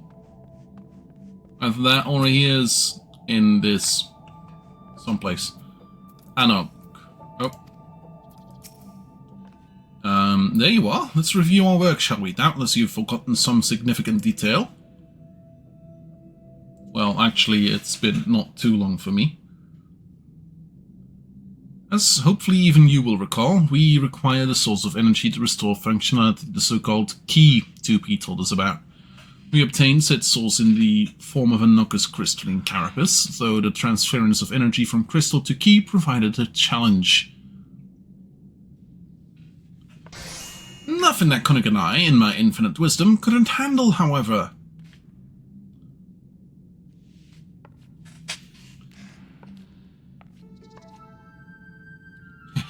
You'll find your faith in us well rewarded. The key is now fully powered and, as far as we can tell, functional, so I dare say we'll soon be capable of smiting our enemies with the press of a button. Or we would be if we had the first clue as to how to operate the weapon in the first place. Indeed, it seems the key is a more complicated device than we anticipated.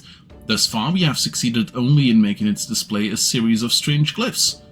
We presented these to the pod for translation, of course, but we cannot make heads or tails of its terminology, no matter how many times we prompt it to explain. The androids appear to have an intuitive, or at least finely owned, grasp of technology, so I would have no doubt that 2P could help. She's shown no sign of miraculous awakening, that's for certain. You pod, can 2P be revived? Analyzing android repair sequence. Error detected. Confirming details. Damage to internal mechanism detected. Proposal. Replace part. So with a replacement part, repair is possible. I dare say facilitating that process would prove more efficient than continuing our own fruitless efforts. I would hardly call wandering the factory for days on end, with the barest idea of what sort of part we're looking for, efficient. So, unless our friend here just happens to stumble upon a room filled with android corpses ripe for the harvesting, well... Oh yeah, the corpse room, that's a thing. Odds, but superlative. You will take us there at once. We'll bring pods, too. You can tell us if any of the androids still have the part we need. Onwards! The corpse room. Like... Yeah, definitely. It's somewhere around here. Like, take the second left to your right, and then the second right to your left.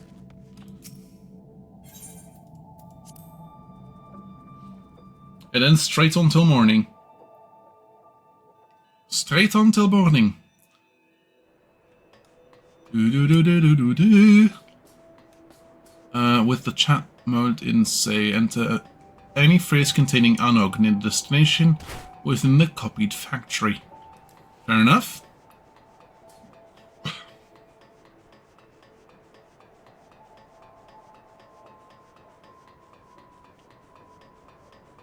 insane all in party. Okay, we'll have to change that to that at that point in time. And has been a while, hasn't it? And I did say I was gonna go and do all the endings. I never got to it. Hydrate and stretch. Yeah, I should actually do a stretch. I did walk a bit this weekend, but only a bit. Not nearly far enough to actually have done like a stretch for a good amount of time. So let's do that now.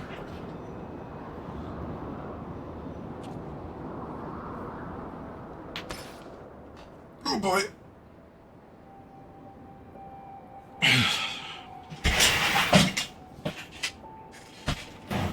And hydrate. Actually get some more water because this iced tea is not really hydrating, is it?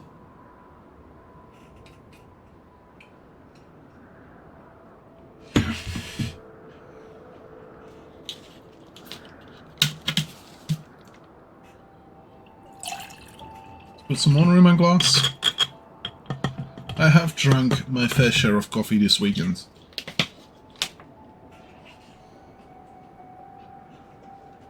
So, gonna be a thing, I guess.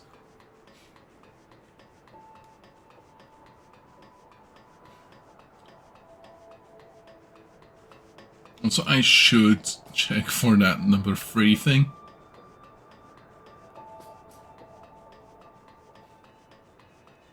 Anogg. If I can, I should try and find it. I would expect it to be like somewhere around here. Or like maybe in the thing. In the corpse room. Passage to zone 1.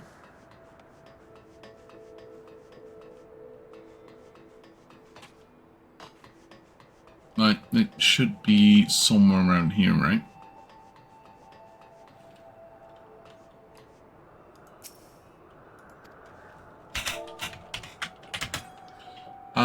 What do we say, Anogg?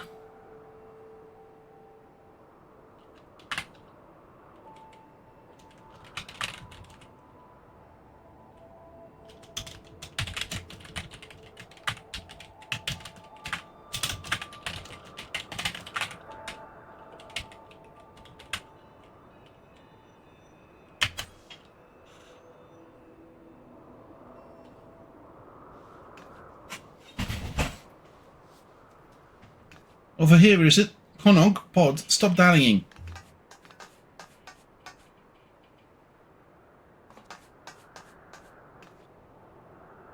Dillying and dallying. How disturbing. The color of their garb is different, but they do appear to be of the same make as 2P. Which means, ghoulish or not, we can make use of them. This is truly excellent, Konogg. My understanding is that pod should be able to salvage the correct part and initiate repairs. Let's see.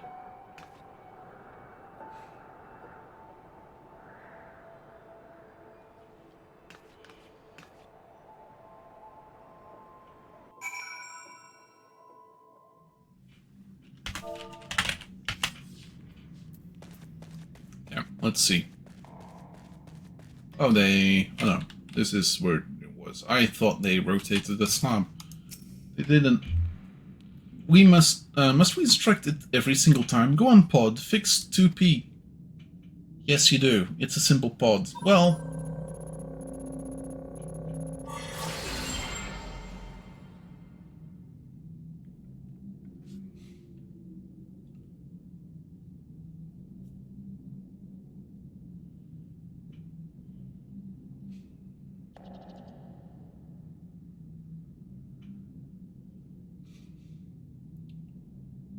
Did it work?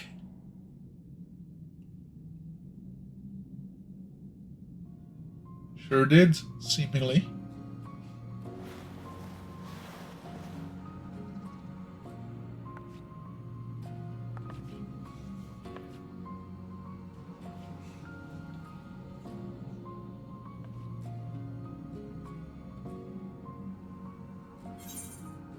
There we go.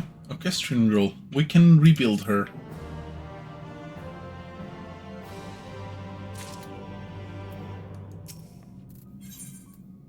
Glee in Anogg's eyes, and the cipher to peace awakening could only be born of keen self-interest. Would not be wise to keep her waiting. Are we going to the bunker? Because that looks a little bit like the bunker. Sweet success! Let's not waste any more time around it. 2P, do you remember what happened?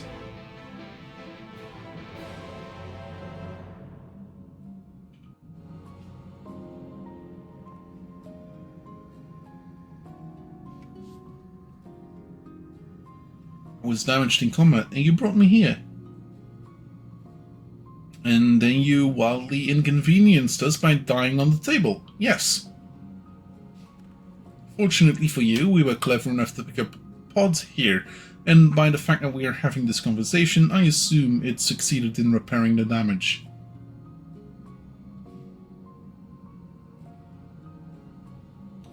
I see. Did you locate the key as I instructed? Despite how little information we have to go on, we did. It's fully operational, as far as we can tell, so can you use it?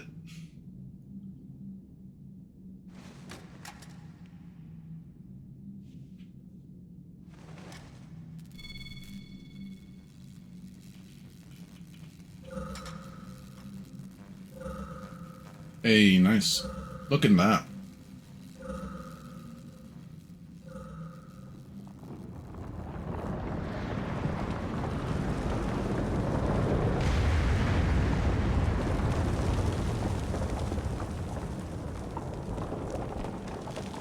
An earthquake? Everyone outside now! Wi-Fi time.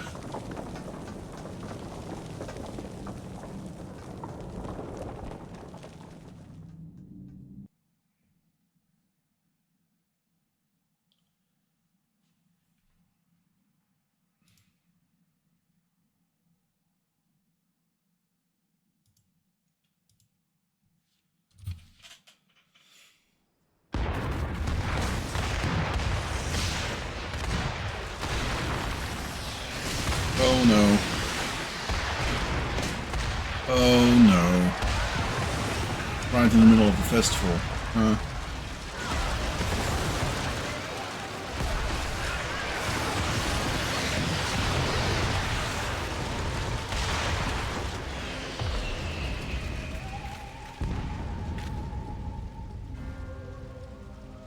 The mountain. What happened inside the mountain?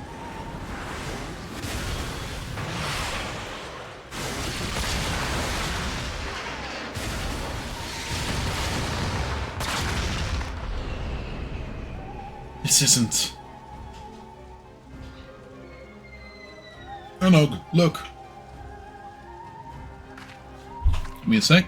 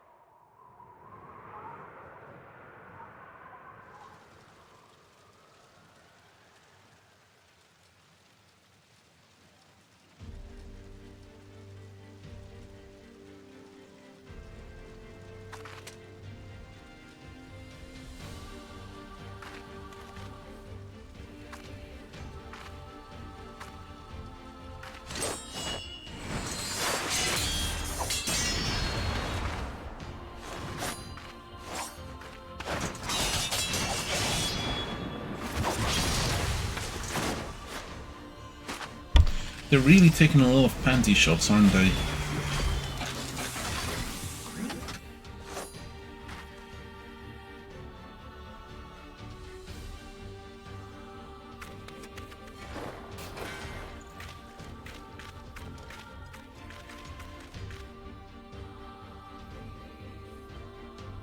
Have it your way then.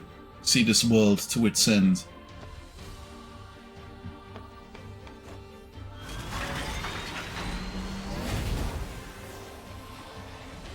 Now we're suddenly on the side of 2B.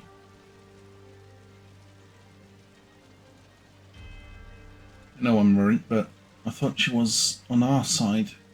Or something, and I couldn't actually make out the last words. And who are you?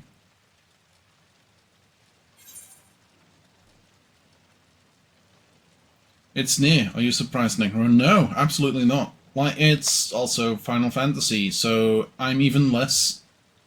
One of the achievements in Nier Automata is to look up 2B's sensitive area for too long. A lot of people got that achievement thanks to one simple thing. Not moving the camera when going up a ladder. I got it because I paid for it. Well, paid. In-game currency, but, you know. Is your dress about to turn white? Because if so...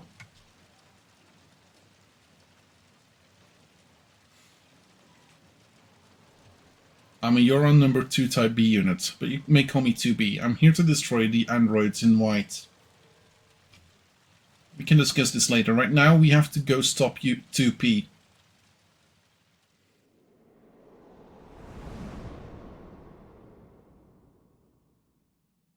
The entire mountain is gone. Well, part of the entire mountain is gone. The puppet's bunker, now accessible.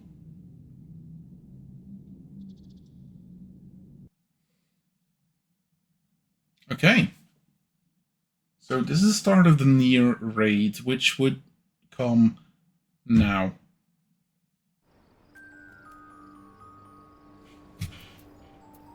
I want to check.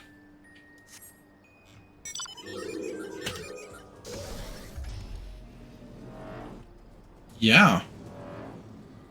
That is the bunker. Okay, so, for those that do not know Nier, like, lore or whatever, okay, yeah, I should actually have gotten to down again. So, 2B, 9S, 2P, whatever all, they are androids. They are technically made to make the world better for humans. Yeah. In their timeline, humans have gone extinct. They have a place called the Bunker, which is a space station. Now look at that! Over there in the distance. It's a space station. And if we look... Yeah, Nier Automata at that time.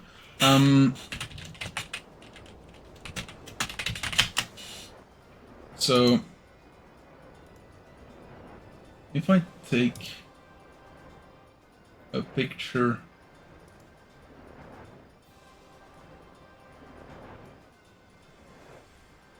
if I take a picture and I zoom it out a little bit, and I click on this to be made visible. There we go. Oh. Stupid Malwarebytes. Do it some other time, you fool. Okay. If you look at this, this is pretty much the same structure that we see in the mountain behind where we are right now. Except for that there is less solar panels, but that could be because the solar panels fell off. This is actually kind of interesting. To me, at least. As someone who has played Nier.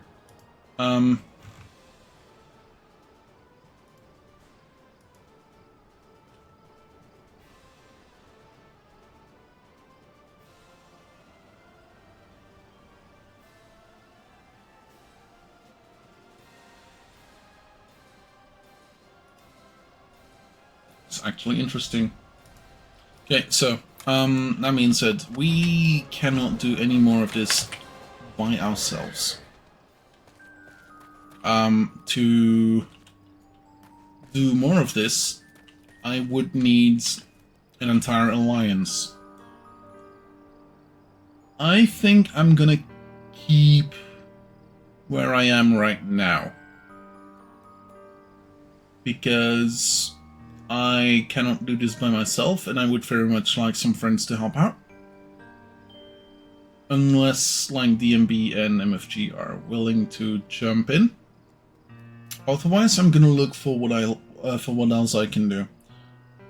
I have the weapons.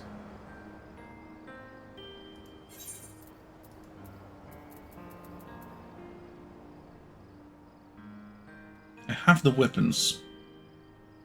But this mission would also quite readily unlock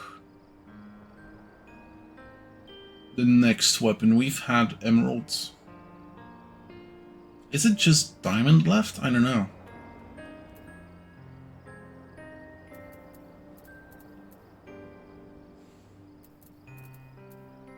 $900 and a bit. Yeah, I am specifically running out of money. Wow.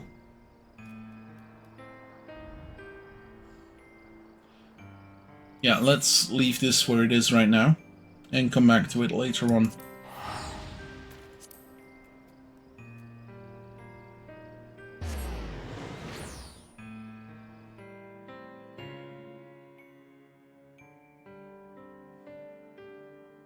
Yeah.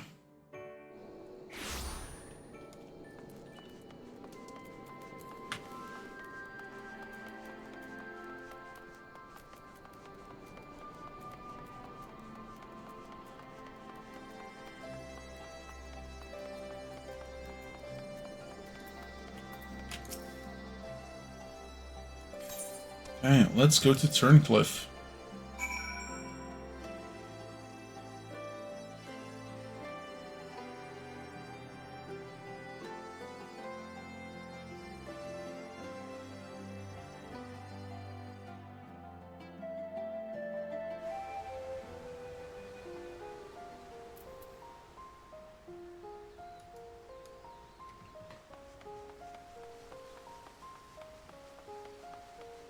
Let's go talk to the despondent civilian. You're not the one who piloted that war machine and defeated the Sapphire weapon, aren't you? Thought so. I've heard much about you, but I doubt you know who I am. My name's Vilina, and I grew up here. When I saw 16, I was put to work as a Menschitech. When I saw 16, that's one way of describing that you were 16, just 16, was put to work as a Menschitech engineer. Thanks to you and yours, we are now rid of the Imperials, though I fear many of us will struggle to put the past behind us. For decades we suffered at the hands. Generations of young people were forced into the army and sent off to die in some distant land. Suppose I could be considered one of the lucky few. My work here kept me away from the battlefield, and I hope that my contributions might help the others live long enough to make their way home. In the end, most of them never returned. Though my efforts were in vain, I can at least honor their memory. I want to leave something behind for their sake, to prove that they haven't been forgotten, a monument bearing their names. To ensure that not a single person is omitted, I need to see the official list of conscripts. If one still exists, it would be inside the Imperial facility beneath the town. But with the Resistance troops and Ironworks engineers closing the palace off, I can't get near it. Perhaps you might have a word with them for me. I'll leave as soon as I find the list. Leave it up to me. Thank you. I'll follow your lead. Let's go talk to Gaius? Apparently not Gaius, to the burly engineer. Something I can help you with? Yeah, I would like to see a list of conscripts. Let's see, it's a bit unusual for one of the locals to show any interest in the Imperial's leavings, but it seems she has her reasons. Since we're still carrying out our investigations, we've closed the place off to prevent anyone interfering. Considering it's you who's asking though, I can hardly say no. Still, I'd better go with her, in case the others kick up a fuss. You're very kind. Okay.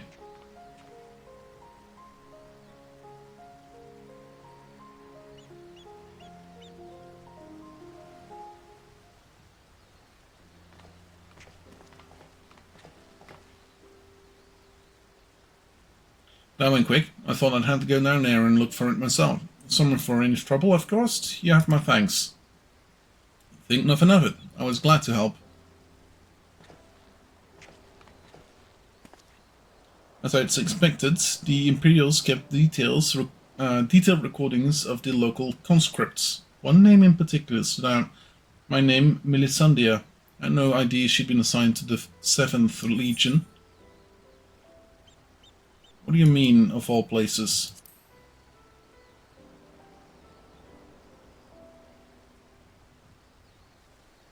It all began while we were serving together in the 14th Legion. We had much in common, both being drafted from the same occupied territory, and we soon became firm friends. Then one day she was sent to fight in Eorzea, while I remained here. The day before she left, she came to say goodbye, together with her foster siblings from the orphanage. The youngest one, Recon, was particularly upset about not being allowed to speak with her adoptive father, Gaius von Beelzar, before they departed. Was actually another of his orphans, Livius' juniors, who forbid them from seeing him. Can't say for certain, but it seemed that Livia had a strong attachment to Gaius and wouldn't let anyone else near him.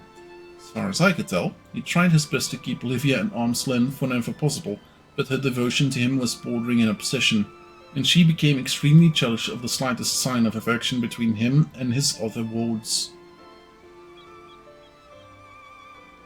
Others, however, treated them far more kindly. In fact, a Prefectus Castrorum of the 14th Legion, while I was surprised by Rogan had risen to such ranks, I was even more taken back by the unguarded manner in which he spoke with his subordinate. I had hoped that with people like him serving on the Eorzean front, they would be in safer hands. Then, the time for Melisandre to leave. We shared a few words, and then she was gone. It would be the last I ever saw of her. After that, I was assigned to the Tribunus Laticlavius of the 14th. Me rode Tolskeva, and I worked on restoring the Ultima weapon. I was even at the Praetorium on the day it was destroyed, but I escaped aboard an Imperial ship moments before it came crashing down. I eventually made my way back to Werlit, only to be drafted into the 7th Legion to continue. Even now it makes me stick to my stomach to think I'd be helping those abominations into the world. Using a living pilot to feed a weapon's score was part of the design from the beginning. Of course, I'd never dreamed of subjecting a true-born Garlean to such barbaric treatments.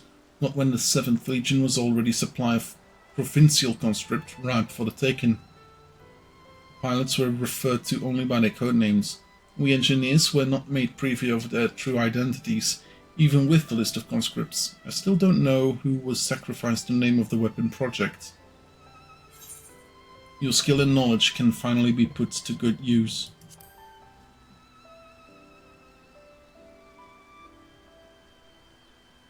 But what can I do? For years all I've known is how to build tools of destruction. The 7th Legion is far from finished. They're biding their time, waiting until the moment to unleash the final weapon. And when they do, it will bring naught but death and woe to all who stand in their way. Even after everything they've taken from us, they still want more. If it weren't for the Empire, Melisandre would still be here. She was the kindest person I ever met. But to the Empire, she was just another pawn in their game. I will never forget her. There's a way I can make a difference. I know there is. First, I need to speak with members of the Ironworks. I have a feeling the war machine I used to be the Sapphire weapon will be called into action again. Till then, there's still time to make improvements. I intend to help. I'll still be going ahead with the plan to build a monument, but stopping the Empire must come first. I hope Melisandre and the others can wait a little longer. Before I go, allow me to express my gratitude. I don't know what I'd have done if it weren't for you. Until we meet again.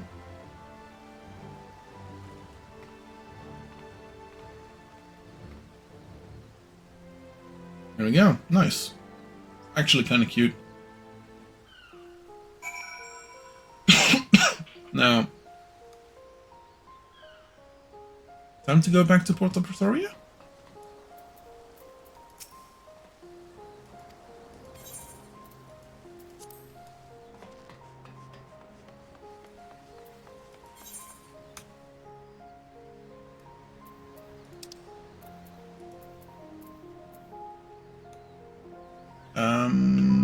Resistance fighter?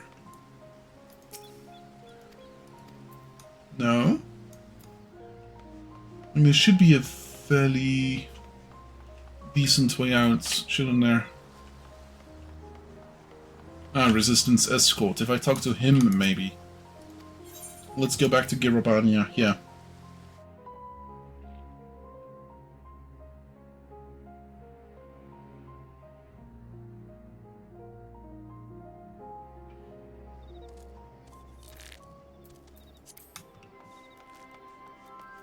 Should also go and see the mender. I don't think I have like any too much damage to my gear, but still.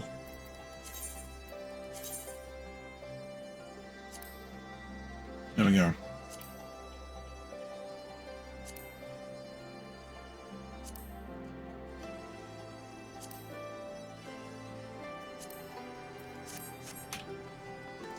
Then let's go talk to the Resistance officer.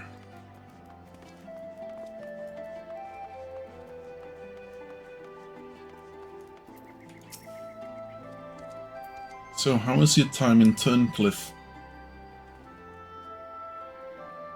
See, fate has dealt her a cruel hand, but now she has a chance to make a fresh start.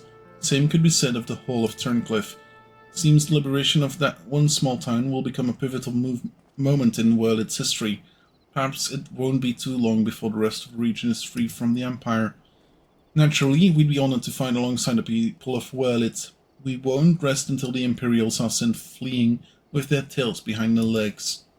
Until that day arrives, we'll carry on doing our bit to support you and the others in ending the weapon project. I'll be sure to pass on any pertinent information. In the meantime, take care.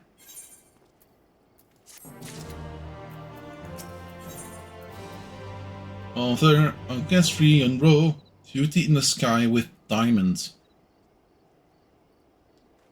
Thank you, Beatles. I think it's the Beatles. Yeah, the Beatles. Lucy in the sky with diamonds.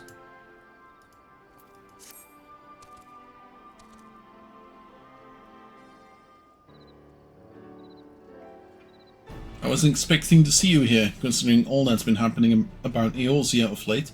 Still, if you'd mind to assist us, we'd like to share the latest developments in Wurlit. As luck would have it, here comes the ideal person to explain the issue. Thanks, I'll take it from here. Let me guess. Oh no. Isn't Balzar. I'm glad to see you look well, modern. Ooh boy.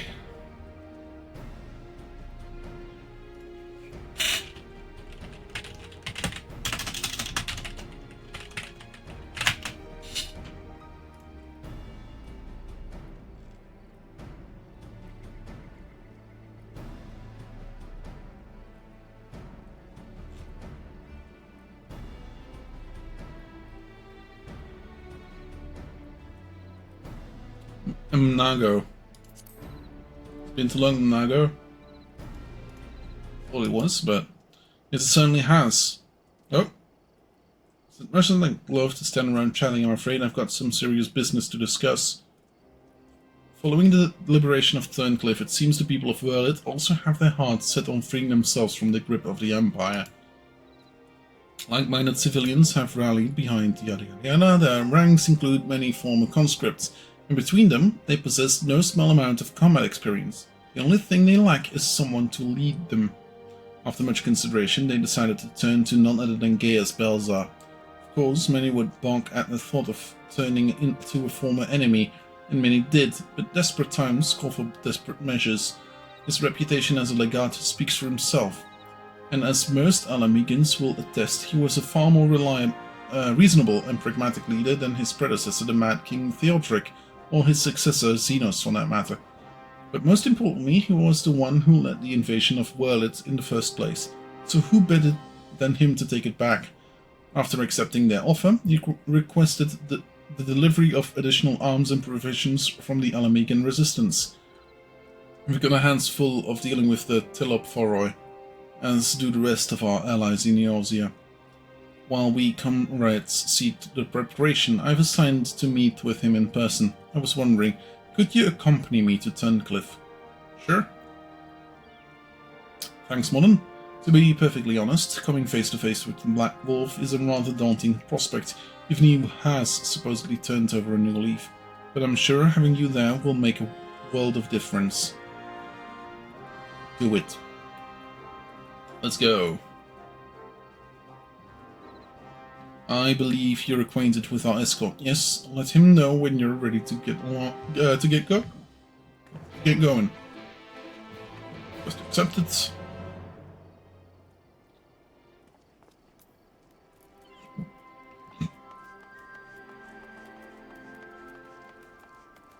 Beauty in the sky with diamonds.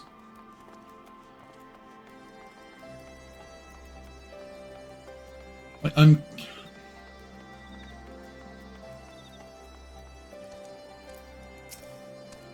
Another trip to Turncliffe, is it?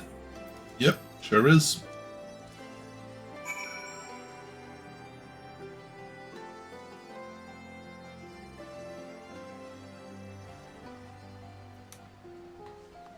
Okay.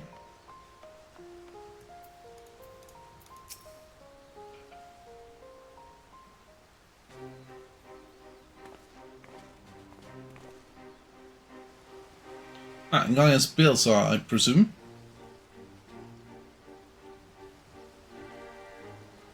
I come bearing the Alamegan's resistant official reply to your requests for aid.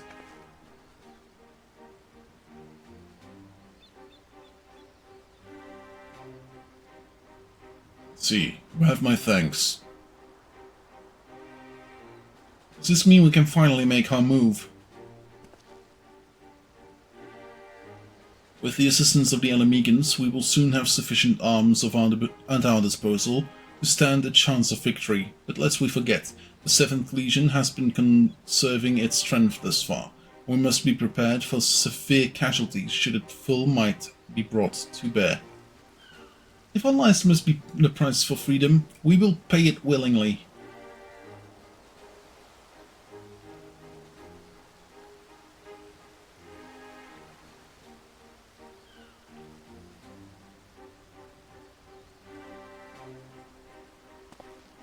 Let me be clear, we Alamegans have not forgotten that it was you who led the invasion of our homeland. The blood of our fallen loved ones is on your hands.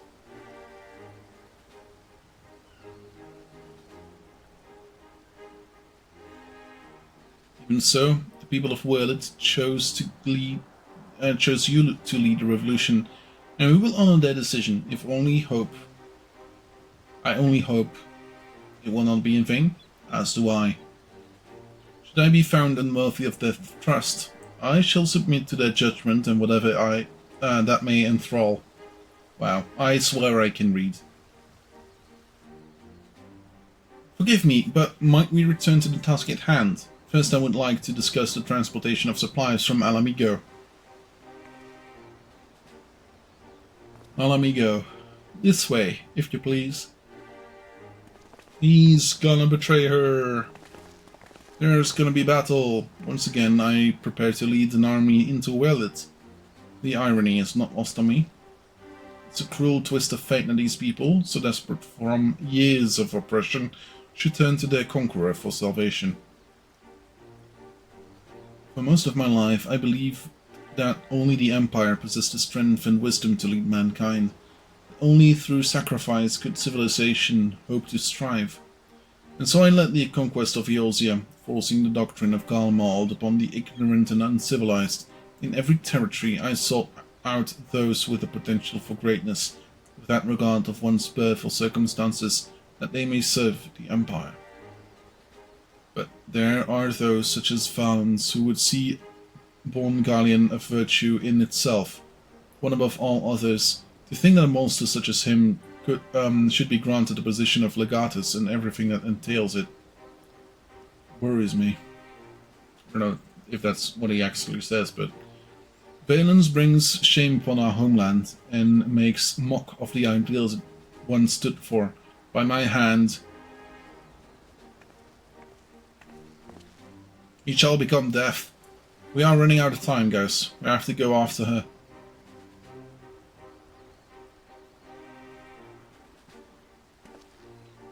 There's something I would show you, but not here. Come with me. Yeah, yes.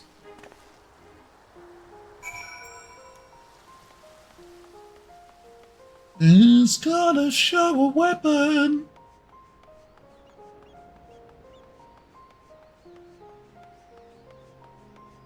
Severa and Gaius. Show me your moves. You must keep this to yourself. I do not want the soldiers to think I am being distracted by a personal matter. This letter was found in her room.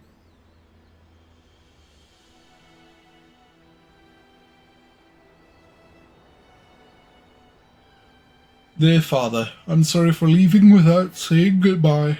But the thoughts of Alphonse suffering alone is more than I can bear. For his sake, and for the freedom of Werlit, I have decided to take matters into my own hands. I know of a way to save them, a way to end it all. I have to seize this chance before it's too late. My mind is set. Please do not try to stop me, father. The days we spent together were the happiest of my life. No matter what happens, nothing can take that away from me. With all my love, Ali. She's heading for the 7th Legion stronghold in Werlit. I'm certain of it. Taking matters into her own hands. She must be planning to take control of one of the weapons. If so, there's no time to waste. We have to mobilize our forces and save Ali and Alphonse. I want nothing more than to save them, but I cannot ask the Werlit revolutionaries to risk their lives to rescue the 2 Imperial soldiers. In any case, if we were to rush into battle without adequate preparations, the 7th Legion would tear our partisan army to shreds. And as capable warrior as Molden is, if he were to charge headlong into the heart of the enemy, he would be overwhelmed. But if we won't do something, Ali and Alphonse are as good as dead. I know, Severa, and so did Ali when she wrote that letter. Returning alive was never part of her plan.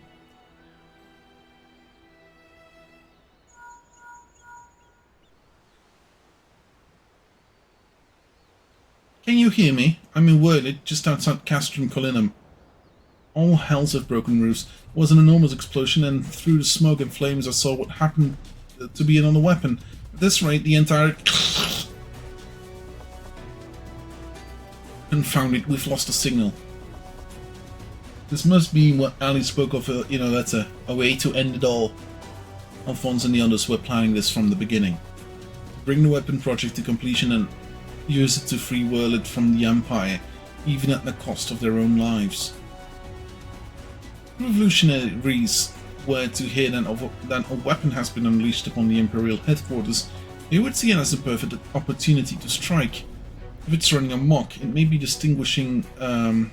It may not distinguish between friends and the Imperials. Large force would draw too much attention, but the 3 of us should be able to take a close look without it noticing us.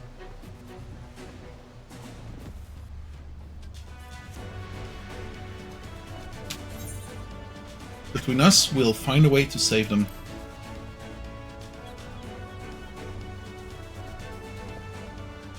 I cannot allow it. This is my burden to bear, and I shall bear it alone. Rest assured, I have every intention of making it out alive. I'll have you know my record for surviving dangerous mission is impeccable. So far. Yeah, the second one.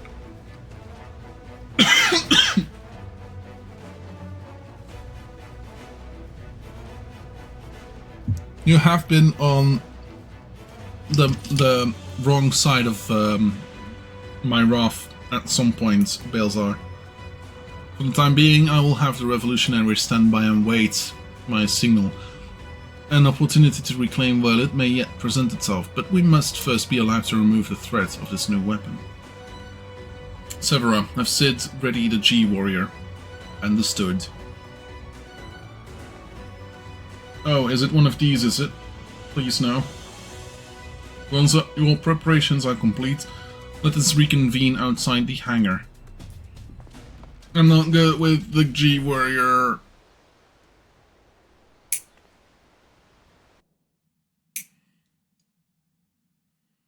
I'm not good with it. Sometime earlier in the 7th Legion World Headquarters.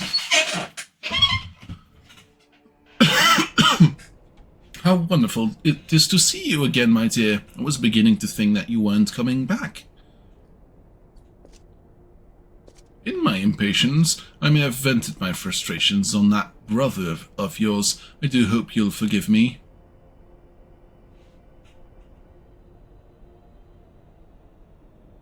Lord Valance, you mentioned before that the previous weapons were merely prototypes used to gather combat data within their cores. Yes, very good. I see you were paying attention after all. Ruby, Sapphire, Emerald, the primals they absorbed and the data they accumulated will serve a singular purpose. And the completion of my masterpiece, the Diamond Weapon. But while you and your siblings were able to retrieve the necessary data from the Ruby weapon before Gaius and his lackeys arrived, Sapphire and Emerald were handed to the enemy on a silver platter. Those worthless curs failed to meet even my exceedingly low expectations.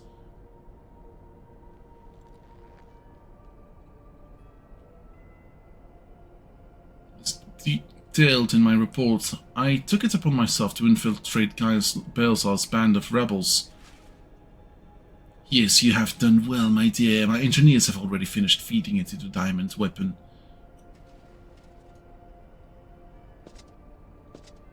Then by all means is for me to assume my role as a pilot, and for you to release my brother and the rest of our compatriots, as per our agreement.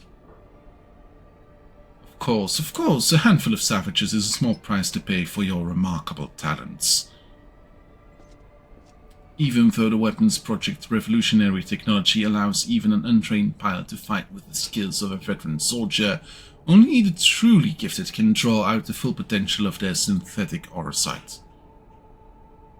In addition to their physical attributes and combat prowess, I require unwavering loyalty before I can even consider entrusting a candidate with one of my creations, and you are everything I desire.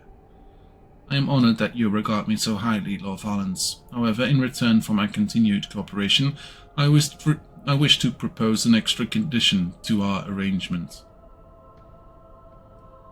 I request that the people of Werlit be given full imperial citizenship and a right to self-govern.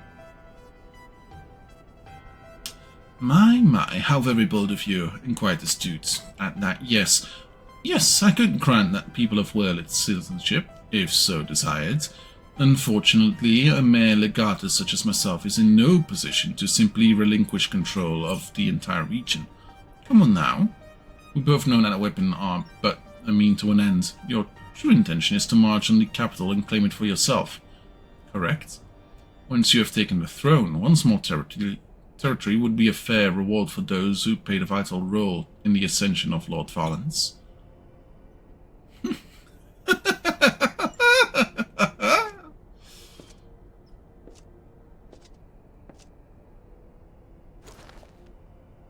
I say, for someone so sweet and innocent, you certainly drive a hard bargain. Very well, if it is Werlit you want, it's yours. I'll soon have no need for this stinking backwater province anyway.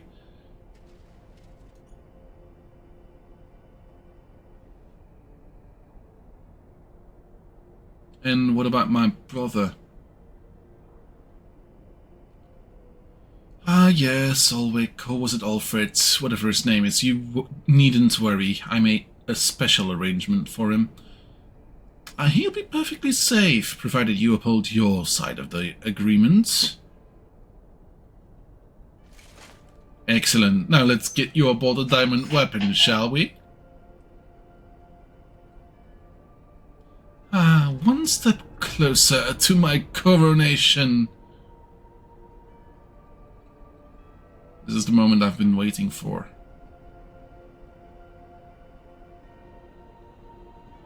Wait, this isn't what Father would have wanted, but it's the only way. Please forgive me.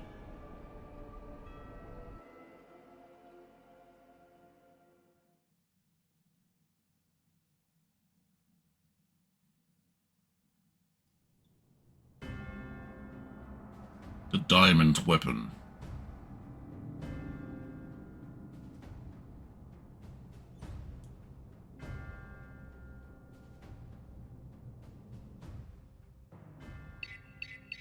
Initiating the synthetic orosite system, all sensors activated. So far so good. Diamond weapon codenamed Xenos, commencing activation sequence.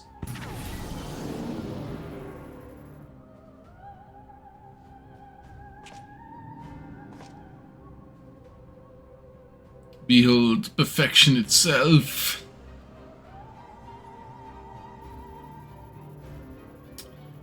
Mocianne, Recon, and Rex gave their lives. The others may live without fear. Sight has taken hold. Just glad that you didn't have to go through this, Alphonse, but you'll have to go on without me. Your father still must work together to... Sorry, can't be there at your side. This is the only way. She's constipated. Was that, my dear? Something the matter? Diamond weapon is mine. Your tyranny ends here, violence. Ooh.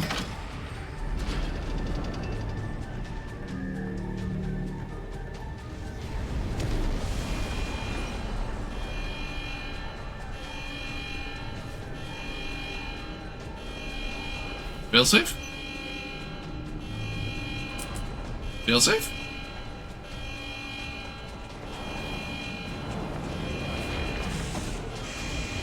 Ooh. Showing off now, is it? Lasers. It's firing its lasers.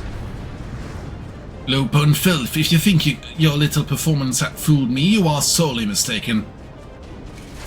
What are you waiting for? Shut it down! Yes, my lords, transmitting the activation signal.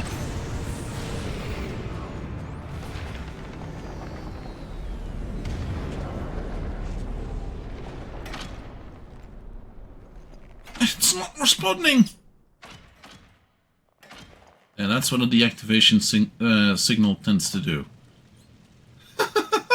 Insolent whelp had me worried for a moment. Bring her to me alive, even if it means damaging the machine. When I'm through with her, she will beg for death.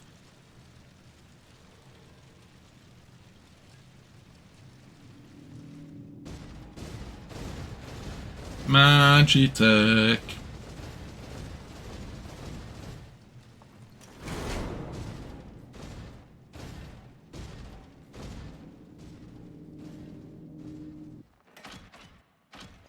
Can't let it end like this.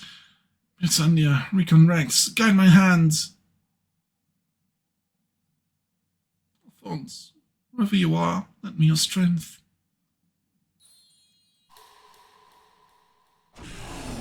Combat sample ready. Initiating overmind. Subject name.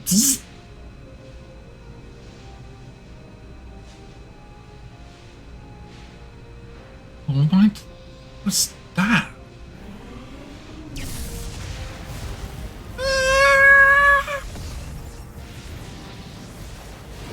Screaming. Female screaming. This can't be. It's ignoring the shutdown signal and initiating overmind. But how's that possible? I don't care how. Stop that thing before it breaks down the whole the whole castrum.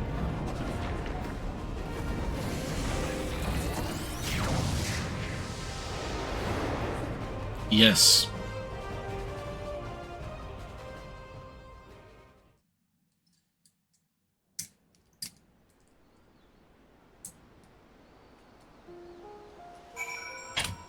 Speak with Gaius again. Speak with the Ironworks pilot. I just don't wanna... I don't like the G... I don't like the G-Warrior. I'm no good with the G-Warrior.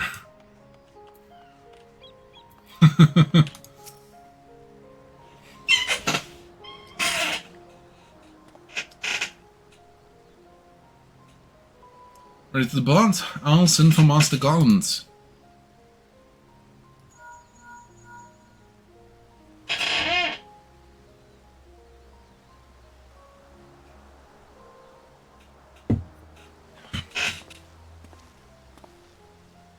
Well, we all expected another weapon to appear sooner or later, but not quite like this.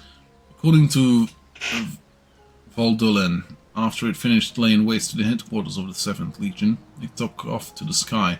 Though this was dealt a massive blow to the Imperial forces, I'm certain that Ali is on board of the weapon. It must be halted before she comes to harm, and for that I need the G-Warriors and airships. I see that one thing hasn't changed since your days as the Black Wolf. Your penchant for gigantic war machine. But if it means the G-Warrior has another chance to shine, I'd be happy to oblige. Only this time, rather than having it unceremoniously towed by airships, we have a more dynamic way of moving.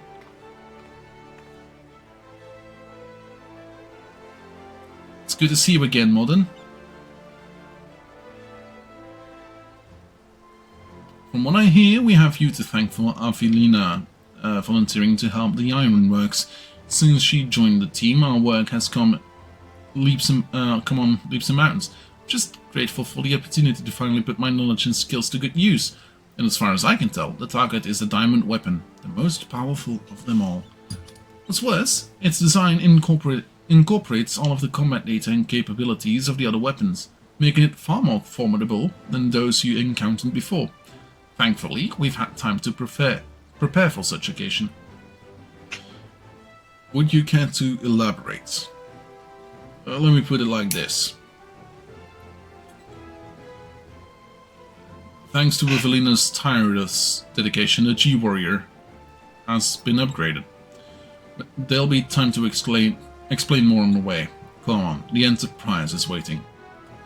I mean, his first name is Modern, so that makes sense. Sometimes it might be Mr. Raidwin, but...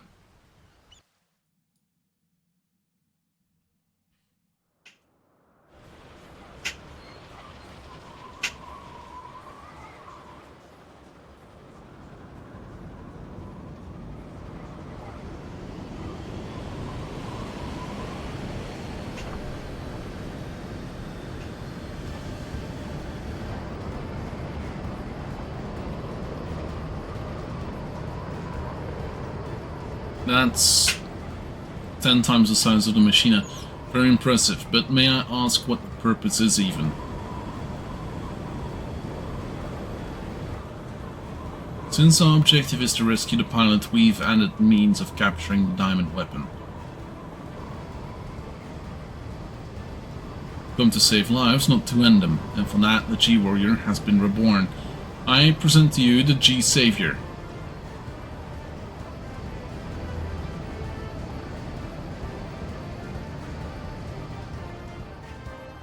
Hey DMB, I have been mass manufacturer hard bricks to feed the prisoners before gladiatorial bouts. You've been playing Rimworld, have you? Speak with Gaius. Once again, Sid and his engineers have provided precisely what we require before we even knew it ourselves. Due to the added complexity, we'll have Gaius pilot whilst Modern handles the various armaments. Agreed. There will be little opportunity for us to grow accustomed to our roles, but even so we must succeed at all costs. The Cloud deck now accessible. I have too many prisoners, but my people like watching violence. The solution seemed obvious. Yeah, fair enough. That does indeed seem obvious. I make them fight with chainsword. Yeah. Yeah, makes sense. Also, we're kind of, like... We're kind of done here. We now have 2 different things that we could do. We have the, weapon series, Duty in the Sky with Diamonds, and we have Everything You Know Is Wrong. Huh. Is that a Weird Al Yankovic thing? Everything you know is wrong. Black is white, up is down, and short is long. And everything you thought was just so important doesn't matter. I have a recommendation if you're keen to pick up more. I mean, it's not overly long before you would start streaming if you wanna pick over. Otherwise, Pandaemonium has really good cutscenes.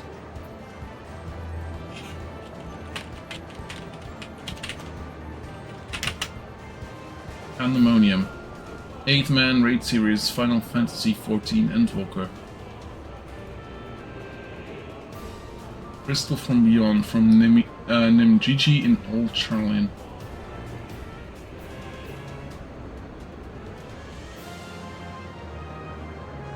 Yeah, we could go to Charlian.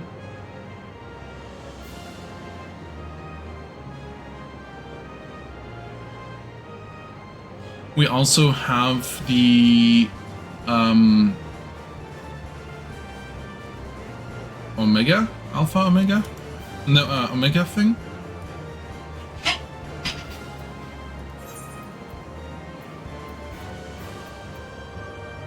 I'm going to stick around and watch. Stream's going to be delayed today because I'm waiting on delivery. Yeah, fair enough. Okay. I'm going to the Northern MT. And apparently I have to go to Old Charlian.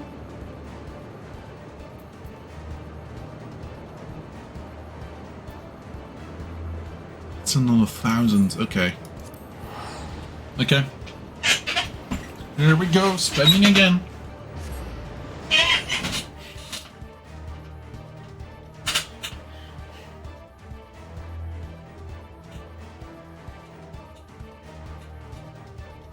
Because today I am back home after a 3-day not being home thing.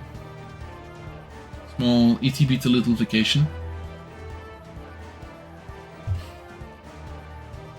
Game's taking a bit to load, isn't it?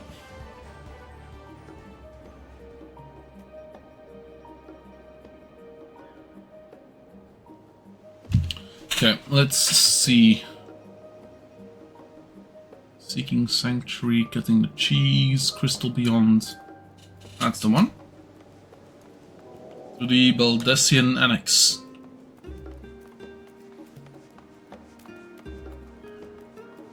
As we go through the next bit, we should desynth the special materials we give them to Necro to Marketboard. He's the broke one now. Yeah. Maybe a bit. Name GG.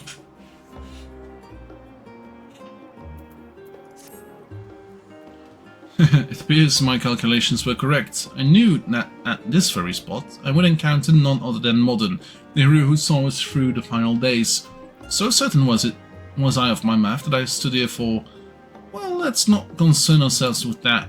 I am named Gigi, assistant to one Professor Claudian. We work with the Aetioscope to observe the ethereal sea and delve into its myriad mysteries.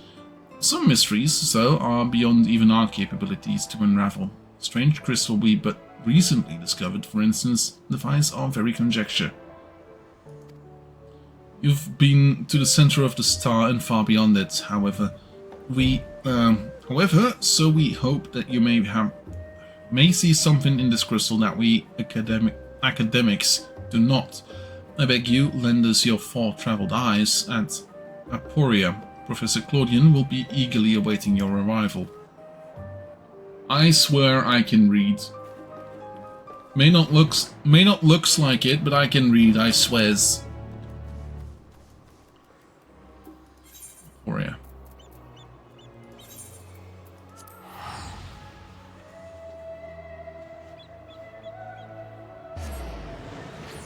Okay.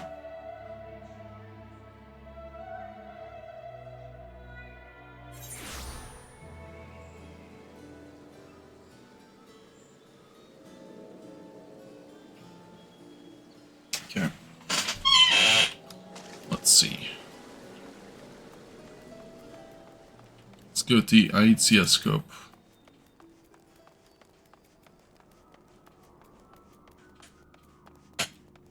Oh well, at the very least, talk to Claudian.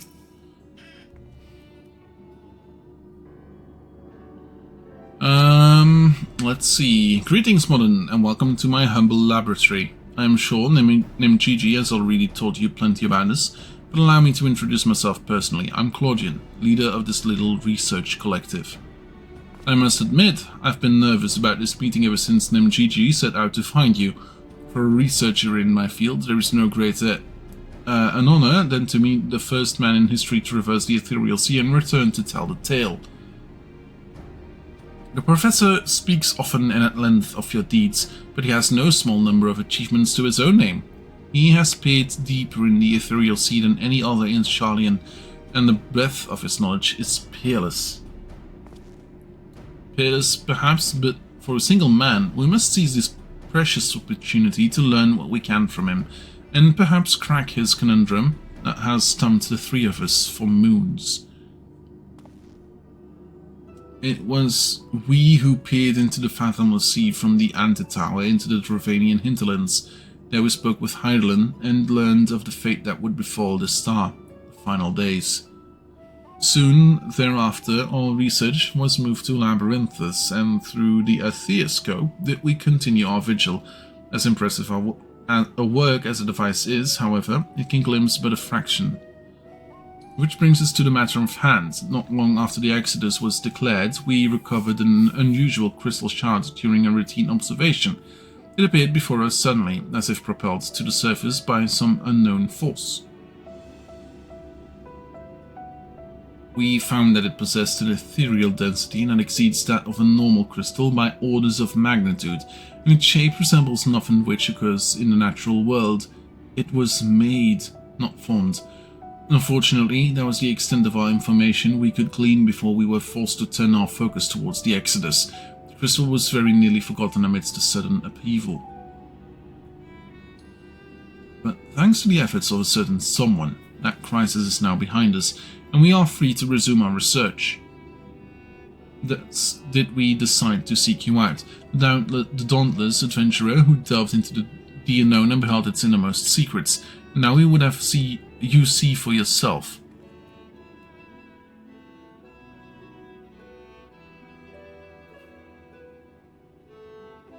It's another job quest. I mean, what? Here's the crystal in question. If it resembles aught you have encountered before, even by the smallest degree, please say so. Yes, it does.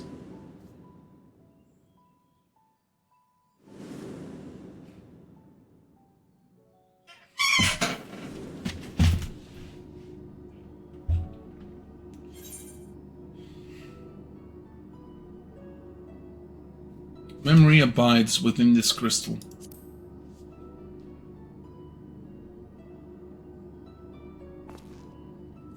As I thought, you do know what this is. Please, tell me everything. Yeah, looks like it's a blue raspberry flavored slushy that's been left too cold without it being stirred. See, the Asians use these to transfer their memories to new vessels.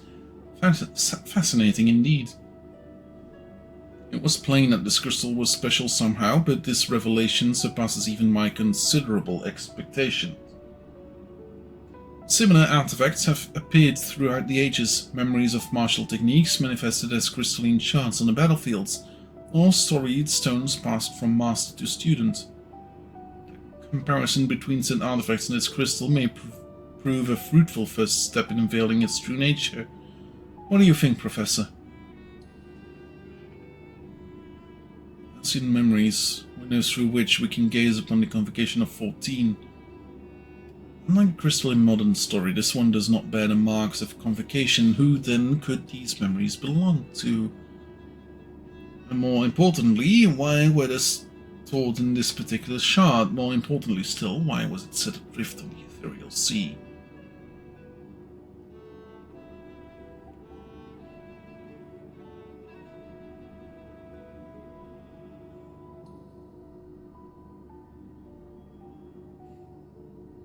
Professor Claudian! Yes? I am well aware that contemplating is the key to breakthrough, but there is property to consider. We have a guest, one you invited explicitly, must we? Oops, couldn't read. What? Ah, yes, of course, I guess. Terribly sorry, I did so instantly find myself unmoored by the tides of ruminations.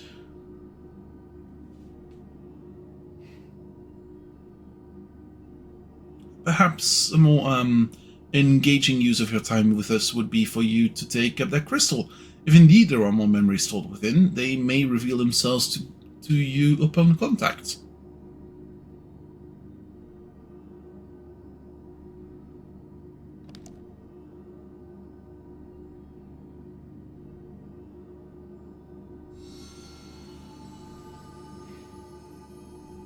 If anyone message Pandaemonium, please faces great threat, star in danger.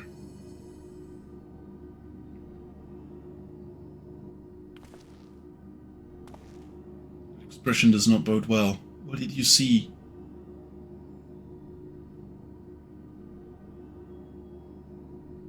We are all gonna die.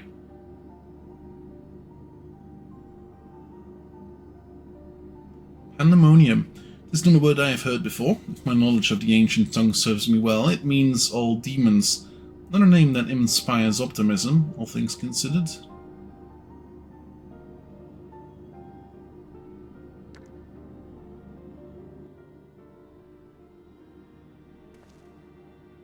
In the event that another star-shattering cataclysm is in fact bearing down upon us, I would have the aforementioned examples of crystallized memories to hand. MGG, Rosno, I entrust their procurement to you. If there are more memories to be extracted from this crystal, we will find them. As for you, Modern, there is a person I would have you seek. The one who has delivered us this crystal. Your story tells us that this crystal could very well have been made by one of the Asians. If that's the case, then discern the nature of this pandemonium required for a trip far into the past, to an era before the Sunbring. I know of only one individual capable of such a feat, the very hero who traversed time to prevent the world's doom. Time to go back. Time to go talk to our friends. I must confess, the tale of people tell your adventures beggar belief, and their veracity has been a subject of much debate among my peers. After that day's meeting, however, there can be no doubt in my mind that that very incredible exploit is fact. As I ask you now, return to the past. Find out what and where Pandaemonium is, and if we need to do something, I guess. Thank you. For the time being, you should keep this crystal in your possession. I do not think you have seen the last of its memories, and more may be drawn as you approach their source.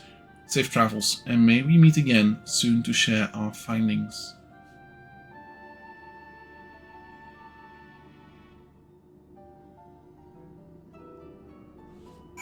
Okay. Journey to the ocular and approach the portal.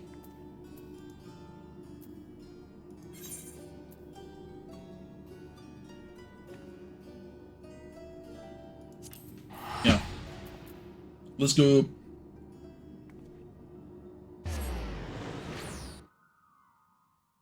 Let's go.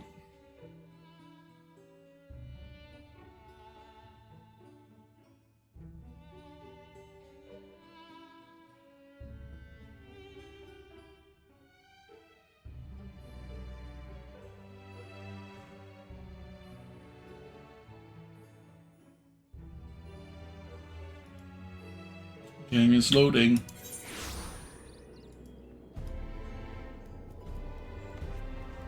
let's go take a look at the past. Technically, I should be able to, like, the world and sundered. I should just pretty much be able to click on one of these, but sure.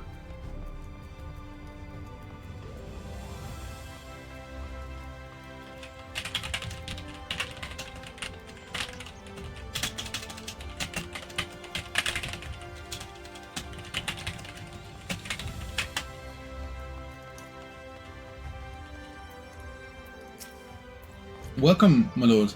If you wish to go to the ocular, I should be glad to escort you. Enter the ocular.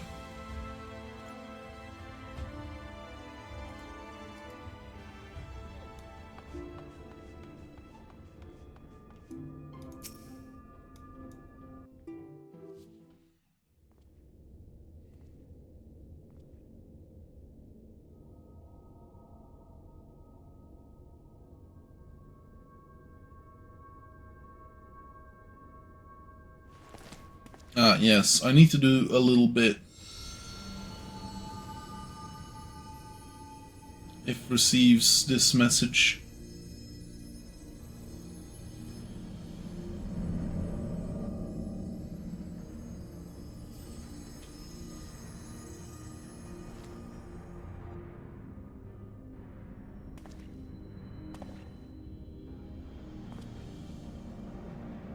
Come, Pandaemonium, quickly.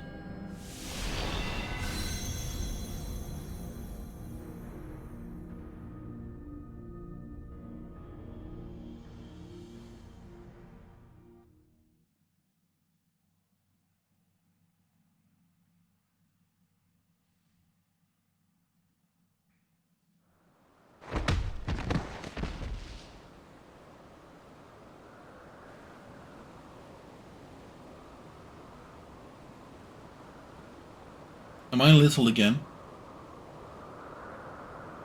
Wow, my axe just...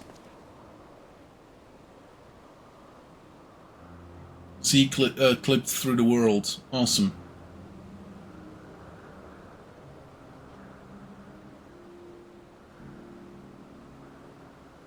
See, fought? Clipped? Clipped. Oh.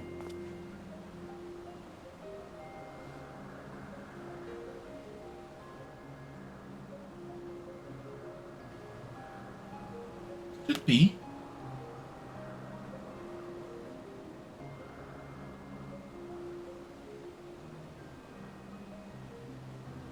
Of course not. Apologies, but for the briefest moment I thought you to be a dear friend of mine. I realize now that such a notion is preposterous.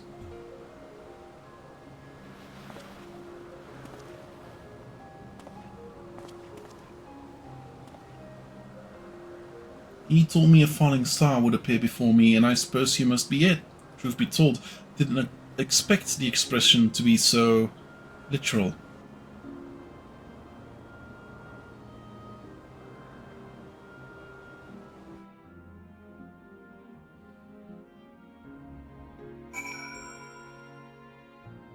Okay, first thing I do here, I'm gonna have to change clothes. Give me a second.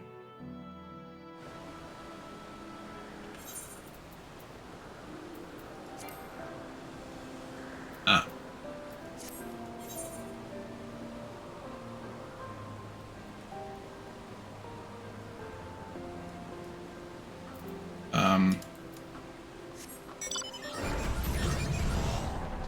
Of course it's this one. Can't see shit out of this. Well, around us. It's nice though. Has plenty of seating space.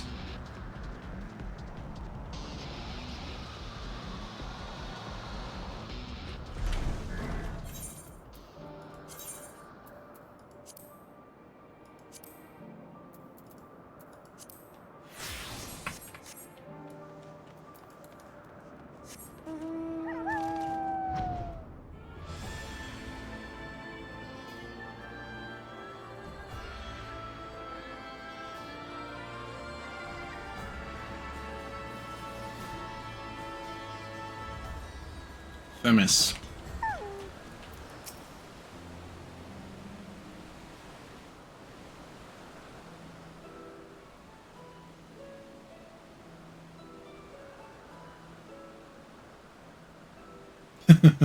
Apologies for not introducing myself properly.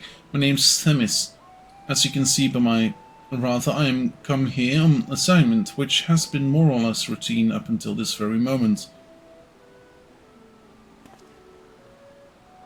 You certainly do know how to make an entrance. I must wonder what brought you here, for it is plain that you do not belong here, or any place I know for that matter.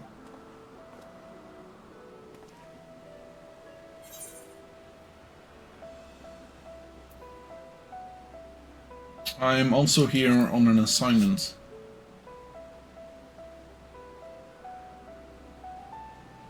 Are you here to investigate Pandaemonium, perchance? Would not surprise me should we share a purpose. So, we may be able to help each other, but first, might I trouble you to explain how you came to collide with my skull? That's what they call... magic. With a CK.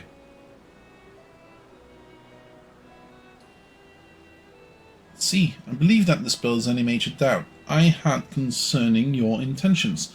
Apologies for being so intrusive, but you must understand this is an uncommon occurrence.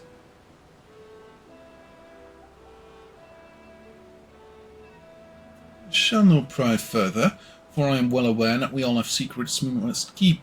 However, if I may, I'd very much like to take a look at a crystal of yours.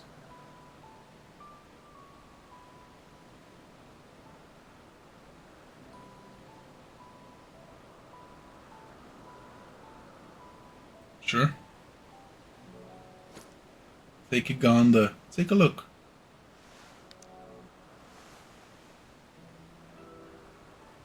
Fascinating. Well, I cannot say much as to what it contains. It's clear that there are memories stirring within. Memories that speak of something gravely amiss in Pandaemonium.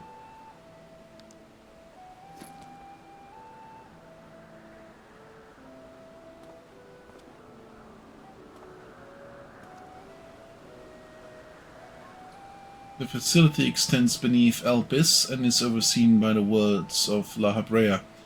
It houses those creations that are highly valued as research subjects and highly dangerous to the star. Naturally, I can't read the rest of that sentence, because I'm too slow. Several days ago, however, an unnatural shift in the flow of surrounding ether was detected. Soon thereafter, all communications from Pandaemonium ceased. I am here as representative of an organization that works directly with the Convocation, and have been tasked with investigating this incident.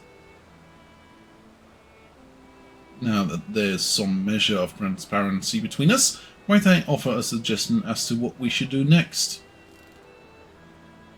Sure. Let's hear it.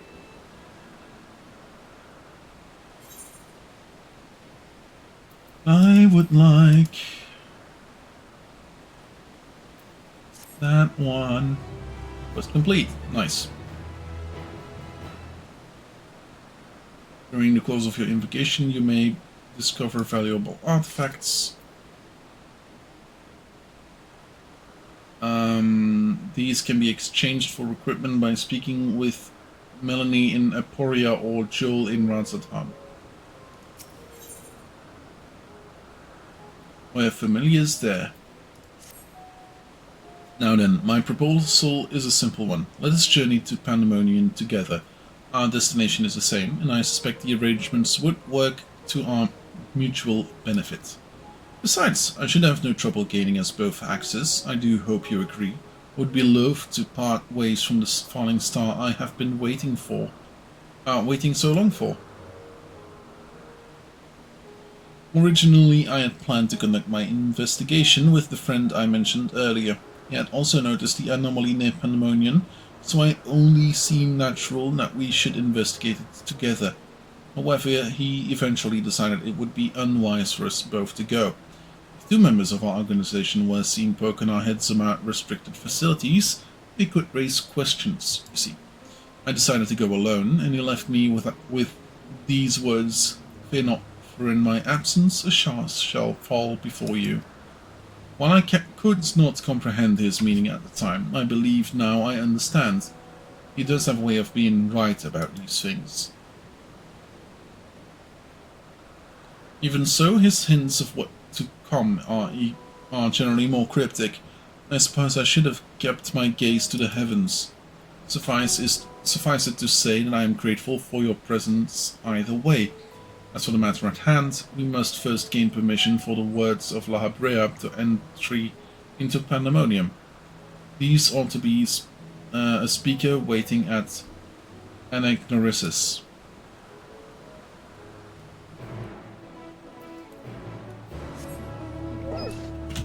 Argos.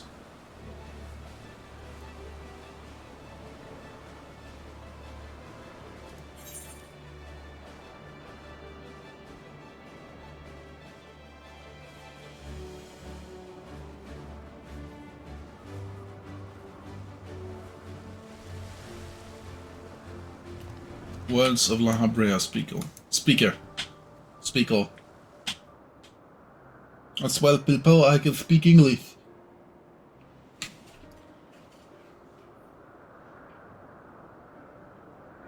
What a fascinating etheric signature. In accordance with the Convocation's request, the two of you have been granted leave to observe Pandaemonium.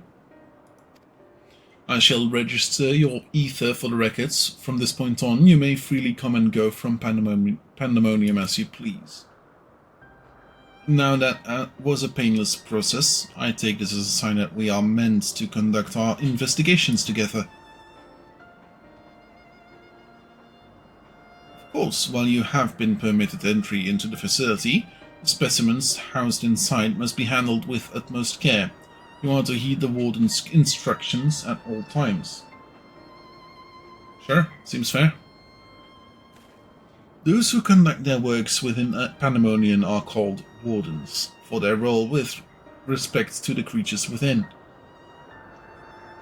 Generally, creations that pose a threat to the safety of the psalm must be undone.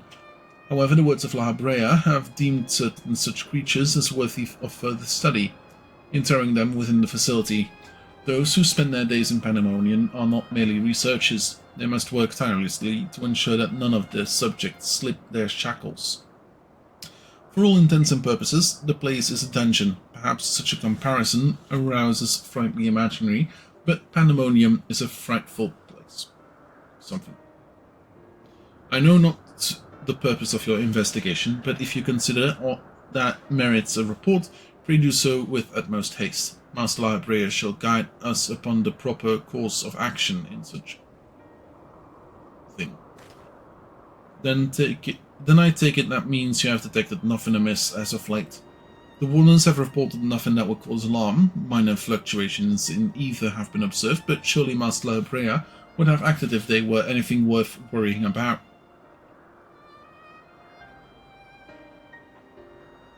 I see. It appears La Habrea is kept well abreast of the goings-on here then.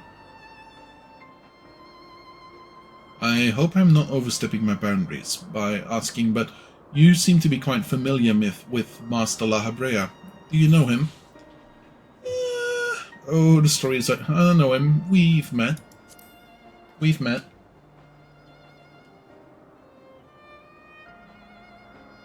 That a mere familiar would have the honor to meet Master La Habrea.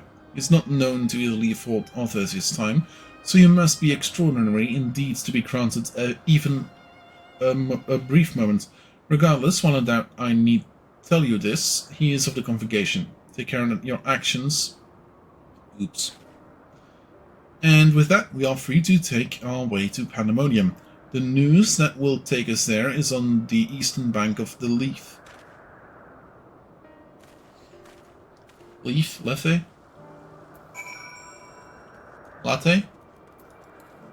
Latte macchiato?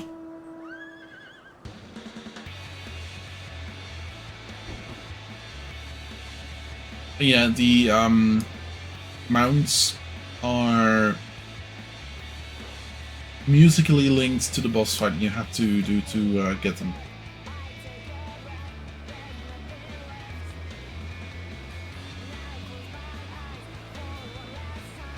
and to be.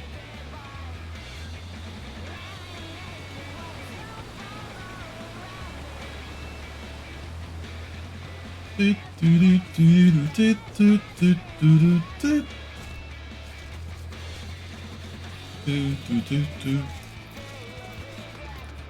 we go. Themis. I had to contain my surprise for the sake of appearances, but it's true that you too have met La Brea in the flesh. I find you more fascinating by the moment. Still, I shall refrain from asking you too many questions. Secrets will make our journey all the more intriguing. I know, it's just that I've had music off for a long time. Yeah, fair enough.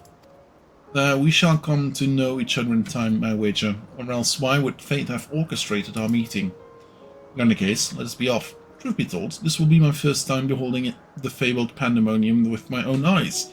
Here's to a new adventure, eh? Okay, Themis is Canadian confirmed.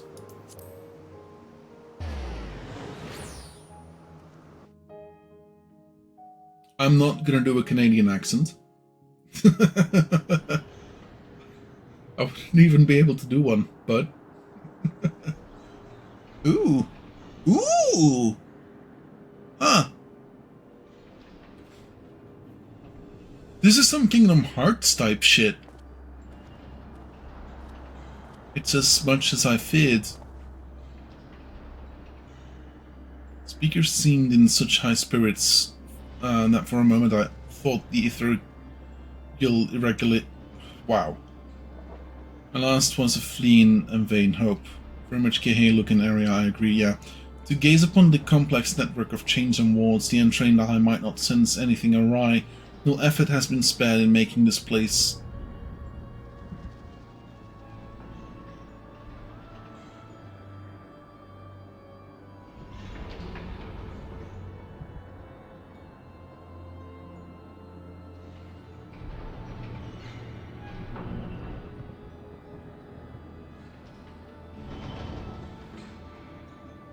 even the finest of masterworks is not without its flaws, however. Someone or something is tampering with the protections, just working from within, eroding them from the inside out. Fear not, there is no immediate danger. I reinforced what protections I could the moment we arrived. This has not put an end to whatever is occurring, but it shall at least serve to slow its progress. One small victory, though the road ahead of us is yet long. Yes, powerful forces are at work here.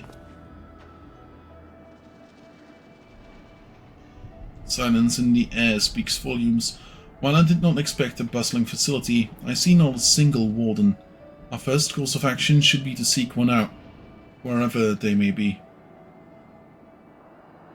However, there is something you must know.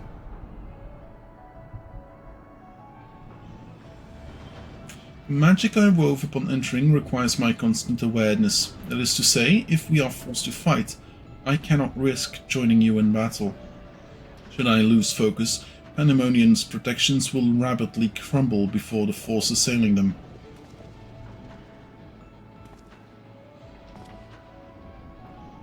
Were there any other way, I would gladly choose it, but let us at least be grateful that neither of us is here alone. If we should fail to find a peaceful solution, then I hope that I can rely on your strength to see us through.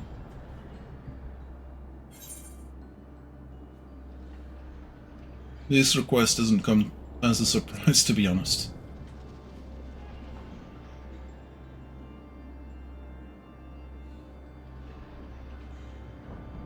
At least you received it with good humor. Rest assured, I do not mean to stand by idly while you risk life and limb.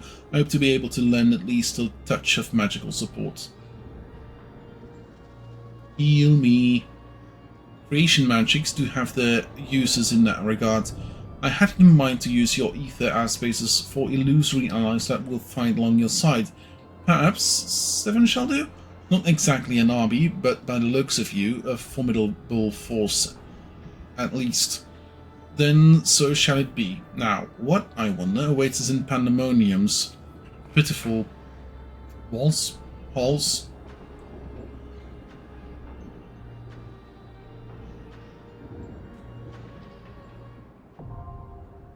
Asphodelos, the first circle, now accessible. And there we go.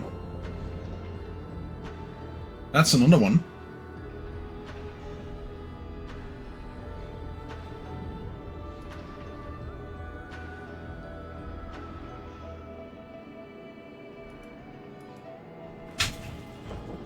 This isn't a raid, is it?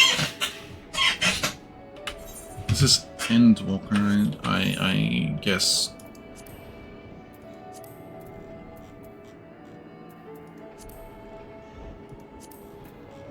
Yeah. We have the normal raids, which is Aglaya, which is the gods, and we have Asphodelos, first circle.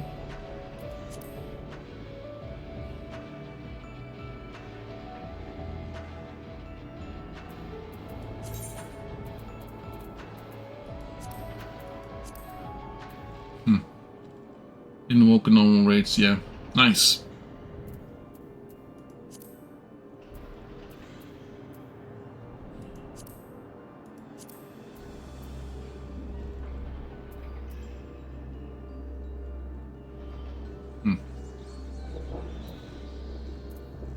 Nice.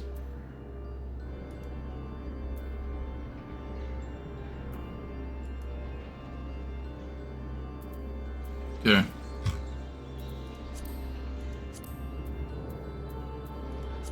I also currently only have 2 guild hests.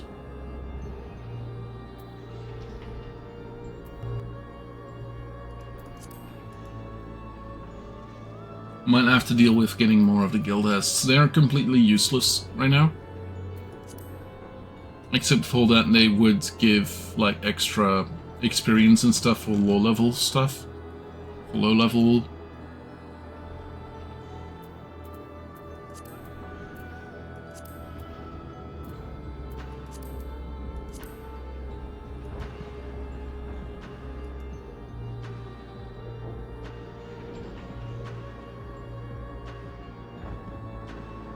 Do I want to go quickly do a raid or something? Like,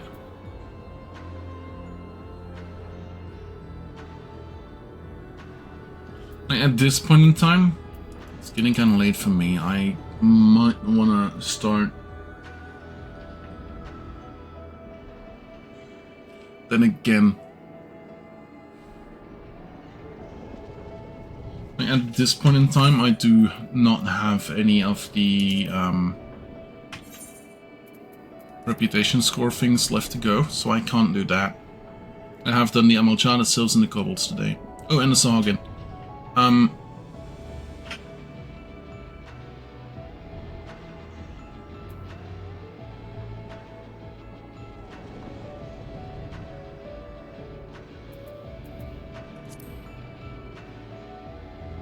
Couple of the purple things. I don't have enough of the elegant tombstone of poetics to start any on that.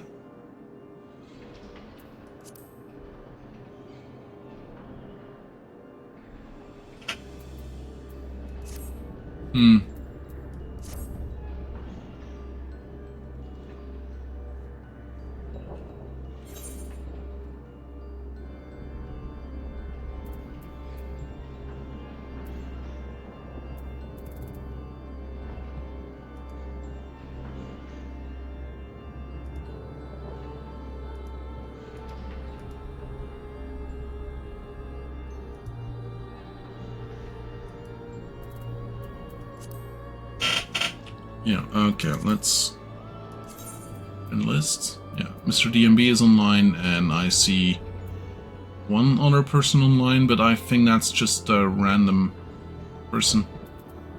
Okay. It seems like MFG is offline, but for some reason it says that they're online. Weird. Anyway, oh, there we go.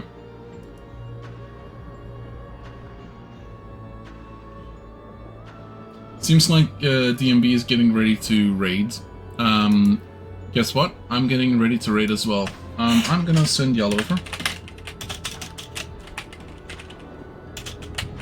to Mr. DMB. I didn't expect the bot to pop in the last second, but sure. I'm gonna send y'all over to Mr. DMB. He's gonna be playing some more Final Fantasy XIV. I suspect him to change over to RimWorld at some point in his stream, but could be that he's just gonna be Final Fantasying all over the place. Oh, fair enough. Yeah, I don't know what it does. Anyway, that being said, we'll be playing more of this Tuesday after my stream. Maybe even tomorrow after what my stream time would be with Mr. DMB. If not, I will be playing it by myself. Anyway, that being said, hope you all had a good day. Hope you all had a good time. I will see you all again on Tuesday with more Anno 1800. We'll be seeing about creating some of those monuments now, shall we? Anyway, have a good one. Goodbye.